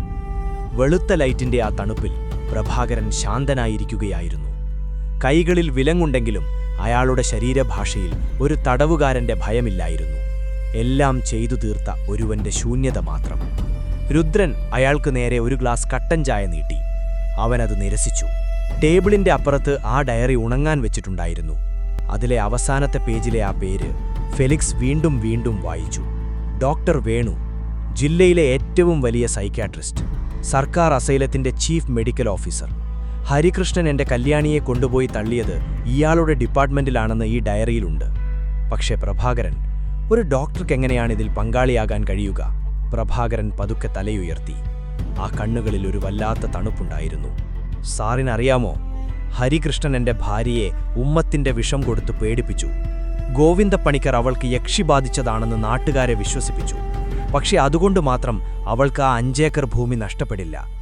നിയമപരമായി അവളുടെ ഭൂമി ഹരികൃഷ്ണനെ എഴുതിയെടുക്കണമെങ്കിൽ അവൾക്ക് മാനസിക നില തെറ്റിയതാണെന്ന് തെളിയിക്കുന്ന ഒരു ഔദ്യോഗിക സർട്ടിഫിക്കറ്റ് വേണം. അതിനാണ് അവരാ വെള്ളക്കോട്ടിനെ വിലക്കെടുത്തത്. രുദ്രൻ മുന്നോട്ടാഞ്ഞു നിന്നു. അതായത് കല്യാണിയെ ചികിത്സിച്ച ഡോക്ടർക്ക് അവൾക്കൊരു കുഴപ്പവുമില്ലെന്നറിയാമായിരുന്നു. അയാൾക്കെല്ലാം അറിയാമായിരുന്നു ഇൻസ്പെക്ടർ, പ്രഭാകരൻ പറഞ്ഞു. ഹരികൃഷ്ണനിൽ നിന്നും പണം വാങ്ങി അയാൾ എന്റെ കല്യാണിയെ ഒരു ഇരുട്ടുമുറിയിൽ പൂട്ടിയിട്ടു. അവൾക്ക് ഭ്രാന്താണെന്ന് സർട്ടിഫിക്കറ്റ് എഴുതിവെച്ചു. ഉമ്മത്തിന്റെ വിഷം കാരണം അവൾ അലറിക്കരഞ്ഞപ്പോൾ അയാൾ അവൾക്ക് കടുത്ത സെഡേറ്റീവുകൾ കുത്തിവെച്ചു. ആ മരുന്നുകൾ അവളുടെ ഹൃദയം തകർത്തു കളഞ്ഞു. അവൾ മരിച്ചത് ആ ഡോക്ടറുടെ ബെഡിലാണ് സാർ. ഒരു ക്രിമിനൽ ചെയ്യുന്നതിനേക്കാൾ ഭയാനകമായ ക്രൈം അത് നിയമത്തിന്റെ പരിരക്ഷയോടെ ഒരധികാരി ചെയ്യുമ്പോഴാണ്. എന്റെ ഭാര്യയുടെ കൊലപാതകത്തിലെ യഥാർത്ഥ മാസ്റ്റർ മൈൻഡ് ആ ഡോക്ടറാണ്. ഫെലിക്സ് പെട്ടെന്ന് ലാപ്ടോപ്പിൽ എന്തോ തിരഞ്ഞു. മെഡിക്കൽ റിപ്പോർട്ടുകൾ സ്ക്രീനിൽ തെളിഞ്ഞു വന്നു. രുദ്രൻ, ഇയാൾ പറയുന്നതാണ് സത്യം. ഉമ്മത്തിന്റെ വിഷം ഉള്ളിൽ ചെന്ന ഒരാൾക്ക് ഡോക്ടർ വേണു പ്രിസ്ക്രൈബ് ചെയ്ത ഈ പ്രത്യേകതരം സെഡേറ്റീവുകൾ നൽകിയാൽ അത് ഹൃദയസ്തംഭനത്തിലേക്ക് നയിക്കും. ഇതൊരു മെഡിക്കൽ എറർ ആയിരുന്നില്ല, അതൊരു ആസൂത്രിത കൊലപാതകമായിരുന്നു. പുറമേ നോക്കുമ്പോൾ വെറും ഒരു അറ്റാക്ക്. കുഞ്ഞുമോൻ ദേഷ്യം കൊണ്ട് കസേരയിൽ നിന്നും എഴുന്നേറ്റു. സാർ, പാവം ഒരു സ്ത്രീയെ ഭ്രാന്തിയാക്കി മുദ്രകുത്തി കൊല്ലാൻ ആ ഡോക്ടർ കൂട്ടുനിന്നെന്നോ? പണത്തിനു വേണ്ടി? സാർ, ആ ഡോക്ടറെ ഇപ്പോൾ തന്നെ പൊക്കണം. ഈ ഡയറി വെച്ച് നമുക്ക് അയാളെ അകത്താക്കാം. രുദ്രൻ വാക്കീട്ടാക്കി കയ്യിലെടുത്തു. കൺട്രോൾ റൂം, ഡോക്ടർ വേണുവിന്റെ ക്ലിനിക്കിലേക്ക് ഒരു ടീമിനെ വിടുക. അയാളെ കസ്റ്റഡിയിലെടുക്കണം. പെട്ടെന്ന് ഇന്ററോഗേഷൻ റൂമിൽ ഒരു ചിരി മുഴങ്ങി. പ്രഭാകരൻ ചിരിക്കുകയായിരുന്നു. അത് സന്തോഷം കൊണ്ടുള്ള ചിരിയായിരുന്നില്ല. സങ്കടം ഘനീഭവിച്ച് രൂപപ്പെട്ട ഒരുതരം വന്യചിരി. അയാൾ ചുമരിലെ ഘടികാരത്തിലേക്ക് നോക്കി. സമയം പുലർച്ചെ 4 മണി. ഇൻസ്പെക്ടർ, ഞാൻ ഈ ഡയറി നിങ്ങൾക്ക് തന്നത് പോലീസുകാർ ആ ഡോക്ടറെ അറസ്റ്റ് ചെയ്ത് നിയമത്തിനു മുന്നിൽ നിർത്തുമെന്ന പ്രതീക്ഷയിലല്ല. നിയമം എനിക്ക് നീതി തരില്ലെന്നെനിക്ക് പണ്ടേ മനസ്സിലായിരുന്നല്ലോ. രുദ്രന്റെ മുഖത്തെ ഭാവം മാറി. പിന്നെ എന്തിനാടാ നീ ഈ ഡയറി തന്നത്? കാരണം ഞാൻ ഇങ്ങോട്ട് വരുന്നതിന് മുൻപ്, അതായത് ഇന്നലെ രാത്രി 12 മണിക്ക് എന്റെ ഒരു സുഹൃത്ത് ആ ക്ലിനിക്കിലേക്ക് ഒരു രോഗിയായി പോയിട്ടുണ്ടായിരുന്നു. അയാൾ ഒരു കൊലയാളിയല്ല, പക്ഷെ അയാളുടെ കയ്യിൽ കുറച്ച് കൺമഷിയുണ്ട്. ഇൻസ്പെക്ടർ പറഞ്ഞ ടീം അവിടെ എത്തുമ്പോഴേക്കും ഡോക്ടറുടെ കയ്യിൽ ആ 4ാമത്തെ വര വീണിട്ടുണ്ടാകും. രുദ്രന്റെ കയ്യിൽ നിന്നും വാക്കി ടോക്കി തെന്നിമാറി മേശപ്പുറത്തേക്ക് വീണു. രുദ്രൻ ഒറ്റയ്ക്കായിരുന്നില്ല. കല്യാണിയെപ്പോലെ നീതി നിഷേധിക്കപ്പെട്ട മറ്റാരോ കൂടി ഈ നഗരത്തിലുണ്ട്. കണക്കുകൾ ഇനിയും തീർന്നിട്ടില്ല. പോലീസ് സ്റ്റേഷനിൽ നിന്നും നഗരത്തിലെ ആ ക്ലിനിക്കിലേക്കുള്ള യാത്ര വെറും മിനിറ്റുകൾ മാത്രമെടുത്തുള്ളൂ. പക്ഷേ രുദ്രന്റെ മനസ്സിൽ അത് മണിക്കൂറുകൾ പോലെ തോന്നി. പ്രഭാകരന്റെ വേണ്ടി കൊല ചെയ്യാൻ പോയ ആ രണ്ടാമത്തെ ആൾ, അയാൾ ആരാണെന്ന് രുദ്രനെ ഇപ്പോൾ വളരെ വ്യക്തമായി അറിയാം. അത് രാജനാണ്. ഗോവിന്ദപ്പണിക്കരുടെ അന്ധവിശ്വാസം കാരണം സ്വന്തം മകളെ നഷ്ടപ്പെട്ട രാജൻ. അവനൊരു കൊലയാളിയല്ലായിരുന്നു, പക്ഷേ സിസ്റ്റം അവനെ അങ്ങനെയാക്കി മാറ്റി. പ്രഭാകരൻ അവന് ലക്ഷ്യം കാണിച്ചു കൊടുത്തു. ഡോക്ടർ വേണുവിൻ്റെ പ്രൈവറ്റ് ക്ലിനിക് എപ്പോഴും നഗരത്തിലെ ഏറ്റവും വിലയേറിയ ഇടങ്ങളിലൊന്നാണ്. ജീപ്പ് അവിടെ വന്നു നിന്നപ്പോൾ അവിടെ യാതൊരു അസ്വാഭാവികതയും തോന്നിയില്ല. സെക്യൂരിറ്റി ഗാർഡ് അവിടെ ഉറങ്ങിക്കിടക്കുന്നുണ്ടായിരുന്നു. രുദ്രൻ ഗ്ലാസ് വാതിൽ തള്ളി തുറന്നു. റിസപ്ഷനിൽ ആരുമില്ല. അവർ നേരെ ഡോക്ടറുടെ കൺസൾട്ടിംഗ് റൂമിലേക്ക് ഓടി. വാതിൽ ഉള്ളിൽ നിന്നും പൂട്ടിയ നിലയിലായിരുന്നു. വെളുത്ത ടൈലുകൾ പാകിയ ആ മുറിയിൽ ഇരുട്ടായിരുന്നു. മരുന്നുകളുടെ രൂക്ഷമായ ഗന്ധം വായുവിൽ തങ്ങി നിൽക്കുന്നു. ഡോക്ടർ വേണു കസേരയിൽ പുറകോട്ട് ചാരിക്കിടക്കുകയാണ്. അയാളുടെ കണ്ണുകൾ പാതി തുറന്നിട്ടുണ്ട്. ജീവനുണ്ടോ എന്ന് ഒറ്റ നോട്ടത്തിൽ പറയാനാകില്ല. മുറിയിൽ രാജനുണ്ടായിരുന്നില്ല. അവൻ തന്റെ ജോലി കൃത്യമായി പൂർത്തിയാക്കി പിൻവാതിലിലൂടെ ഇരുട്ടിലേക്ക് മറഞ്ഞിരുന്നു. ഫെലിക്സ് ഓടിച്ചെന്ന് ഡോക്ടറുടെ പൾസ് നോക്കി. രുദ്രൻ, ജീവനുണ്ട്, പക്ഷേ പൾസ് വളരെ പതുക്കെയാണ്. ഇയാൾക്ക് വലിയ ഡോസിൽ സെഡേറ്റീവ് ഇഞ്ചക്ട് ചെയ്തിട്ടുണ്ട്. രാജൻ കൊണ്ടുപോയത് കൊമ്പൻ മലയിലെ ആയുധങ്ങളല്ല. അയാൾ ഉപയോഗിച്ചത് ഈ ഡോക്ടർ കല്യാണിക്ക് നൽകിയ അതേ മരുന്നുകളാണ്. സ്വന്തം മരുന്നുകളുടെ അമിത അളവ് ഡോക്ടറുടെ തന്നെ നാഡീവ്യൂഹത്തെ തളർത്തിയിരിക്കുകയാണ്. രുദ്രൻ പതുക്കെ ഡോക്ടറുടെ അരികിലേക്ക് വന്നു. അയാളുടെ വെളുത്ത കോട്ടിന്റെ കൈത്തണ രാജൻ മുകളിലേക്ക് കയറ്റിവെച്ചിട്ടുണ്ടായിരുന്നു. രുദ്രൻ ടോർച്ചടിച്ചു നോക്കി. ആ വെളുത്ത ചർമ്മത്തിൽ കറുത്ത കൺമഷി കൊണ്ട് വളരെ കൃത്യമായി വരച്ചിരിക്കുന്നു 4 നീളൻ വരകൾ. കൊമ്പൻ മലയിലെ ആ ഓഡിറ്റ് അവസാനിച്ചിരിക്കുന്നു. 4 ഇരകൾ, 4 കണക്കുകൾ. ഹരികൃഷ്ണൻ കല്യാണിയുടെ മനസ്സിനെയാണ് നശിപ്പിച്ചത്. പക്ഷേ അതിന് ഔദ്യോഗികമായ ഒരു മുഖം നൽകിയത് ഈ ഡോക്ടറാണ്. രുദ്രൻ ആ വെളുത്ത ഭിത്തികളിലേക്ക് നോക്കി പറഞ്ഞു, ചുറ്റുപാടുകൾക്കൊരു മനുഷ്യന്റെ മനസ്സിനെ എത്രത്തോളം നിയന്ത്രിക്കാൻ കഴിയുമെന്ന് ഈ കേസ് നമ്മളെ പഠിപ്പിക്കുന്നു. ഹരികൃഷ്ണൻ വിഷം ഉപയോഗിച്ചാണ് കല്യാണിയുടെ മനസ്സു മാറ്റിയത്. എങ്കിൽ ഇന്ന് പലരും അത് ചെയ്യുന്നത് വാക്കുകളും ഇൻഫർമേഷനും കൊണ്ടാണ്. നിങ്ങളുടെ മനസ്സിനെ, ഫോക്കസിനെ എങ്ങനെയാണ് ഈ ചുറ്റുപാടുകൾ സ്വാധീനിക്കുന്നതെന്ന് നിങ്ങൾ എപ്പോഴെങ്കിലും ചിന്തിച്ചിട്ടുണ്ടോ? കാരണം നിങ്ങളുടെ മനസ്സ് നിയന്ത്രിക്കുന്നത് നിങ്ങളല്ലെങ്കിൽ അത് മറ്റാരുടെയോ കയ്യിലായിരിക്കും. ആംബുലൻസിന്റെ സൈറൻ ദൂരെ നിന്നും കേൾക്കാൻ തുടങ്ങിയിരുന്നു. കുഞ്ഞുമോൻ പുറത്തേക്ക് നോക്കി നിൽക്കുകയാണ്. സാർ, നമ്മൾ രാജനെയും പ്രഭാകരനെയും പിടിക്കുമോ? അവരല്ലേ യഥാർത്ഥത്തിൽ കൊലപാതകങ്ങൾ ചെയ്തത്? രുദ്രൻ ഡോക്ടർ വേണുവിനെ തന്നെ നോക്കി നിന്നു. അയാളുടെ ശബ്ദം ആ മുറിയിലെ തണുപ്പിനേക്കാൾ ഭയാനകമായിരുന്നു. നമ്മളവരെ പിടിക്കും കുഞ്ഞുമോനെ. നിയമം അത് ആവശ്യപ്പെടുന്നുണ്ട്. പക്ഷേ എനിക്കിപ്പോൾ ഭയം തോന്നുന്നത് അവരെ ഓർത്തല്ല. രുദ്രൻ പതുക്കെ ഡോക്ടറുടെ ആ വെളുത്ത കൂട്ടിൽ തൊട്ടു. ഹരികൃഷ്ണനോട് നമുക്ക് ദേഷ്യം തോന്നാം. അവൻ സ്വാർത്ഥനാണ്. പണിക്കരോട് അറപ്പ് തോന്നാം. അയാൾ അന്ധവിശ്വാസം വിറ്റവനാണ്. പക്ഷേ ഈ ഡോക്ടർ, ഇയാൾ പ്രതിനിധീകരിക്കുന്നത് നമ്മൾ അന്ധമായി വിശ്വസിക്കുന്ന ഒരു സിസ്റ്റത്തെയാണ്. രോഗം വരുമ്പോൾ, സങ്കടങ്ങൾ വരുമ്പോൾ നമ്മൾ ഓടിച്ചെല്ലുന്നത് ഇവരുടെ അടുത്താണ്. ഇവർ പറയുന്നതെല്ലാം സത്യമാണെന്ന് നമ്മൾ വിശ്വസിക്കുന്നു. രുദ്രൻ തിരിഞ്ഞ് ക്യാമറയിലേക്ക്, അതായത് നിങ്ങളിലേക്ക് നോക്കുന്നതുപോലെ തോന്നി. നിങ്ങൾ എത്ര തവണ ഡോക്ടർമാരുടെ കുറിപ്പടകൾ യാതൊരു സംശയവുമില്ലാതെ വാങ്ങി വിഴുങ്ങിയിട്ടുണ്ട്? എത്ര തവണ യൂണിഫോം ഇട്ടവരോടും വെളുത്ത കോട്ടിട്ടവരോടും ചോദ്യങ്ങൾ ചോദിക്കാൻ നിങ്ങൾ ഭയപ്പെട്ടിട്ടുണ്ട്? ഈ ഡോക്ടറെപ്പോലെ എത്രയോ പേർ പണത്തിനു വേണ്ടി നമ്മുടെ ചുറ്റും ജീവിച്ചിരിപ്പുണ്ടാകാം. പ്രഭാകരൻ ഒരു ക്രിമിനലാണ്. പക്ഷേ അവനെ സൃഷ്ടിച്ചത് നിങ്ങളുടെയും എന്റെയും ഈ അന്ധമായ വിശ്വാസമാണ്. മഴ പൂർണ്ണമായും തോർന്നിരുന്നു. ക്ലിനിക്കിന്റെ ജനലിലൂടെ പുറത്തെ വെളിച്ചം പതിയെ ആ മുറിയിലേക്ക് വീണു. 4 വരകൾ. അതൊരു ചോദ്യചിഹ്നമായി ആ മുറിയിൽ അവശേഷിച്ചു. നമ്മൾ സുരക്ഷിതരാണെന്നത് വെറുമൊരു തോന്നൽ മാത്രമാണെന്ന് ഓർമ്മിപ്പിച്ചുകൊണ്ട്. നിങ്ങൾ ഈ വീഡിയോ കണ്ടു തീർത്തു എന്നത് വെറുമൊരു യാദൃശ്ചികതയല്ല. സത്യത്തിന്റെ ഇരുണ്ട വശങ്ങൾ തേടുന്ന ചുരുക്കം ചിലരിൽ ഒരാളാണ് നിങ്ങളെന്ന് നിങ്ങളുടെ ഉപബോധ മനസ്സ് ഇതിനോടകം തിരിച്ചറിഞ്ഞിരിക്കുന്നു. സിസ്റ്റത്തെ ചോദ്യം ചെയ്യാൻ ഭയമില്ലാത്തവർ മാത്രം ഇത് ചെയ്യുക. അടുത്ത 4 വരകൾ ആരുടേതായിരിക്കുമെന്ന് നിങ്ങൾക്കറിയാമോ? നിങ്ങളുടെ നിഗമനങ്ങൾ താഴെ കമന്റ് ചെയ്യുക. നിങ്ങളുടെ ബുദ്ധി എത്രത്തോളമുണ്ടെന്ന് നമുക്ക് നോക്കാം. മറക്കരുത്, പ്രഭാകരൻ ഇപ്പോഴും എവിടെയോ ഇരുട്ടിൽ കാത്തിരിക്കുന്നുണ്ട്. ഇപ്പോൾ തന്നെ താഴെ കാണുന്ന ലിങ്കിൽ ക്ലിക്ക് ചെയ്ത് കുടുംബത്തിന്റെ ഭാഗമാകൂ. കാരണം അടുത്ത തവണ സത്യം നിങ്ങളെ തേടി വരുമ്പോൾ നിങ്ങൾ തയ്യാറായിരിക്കണം.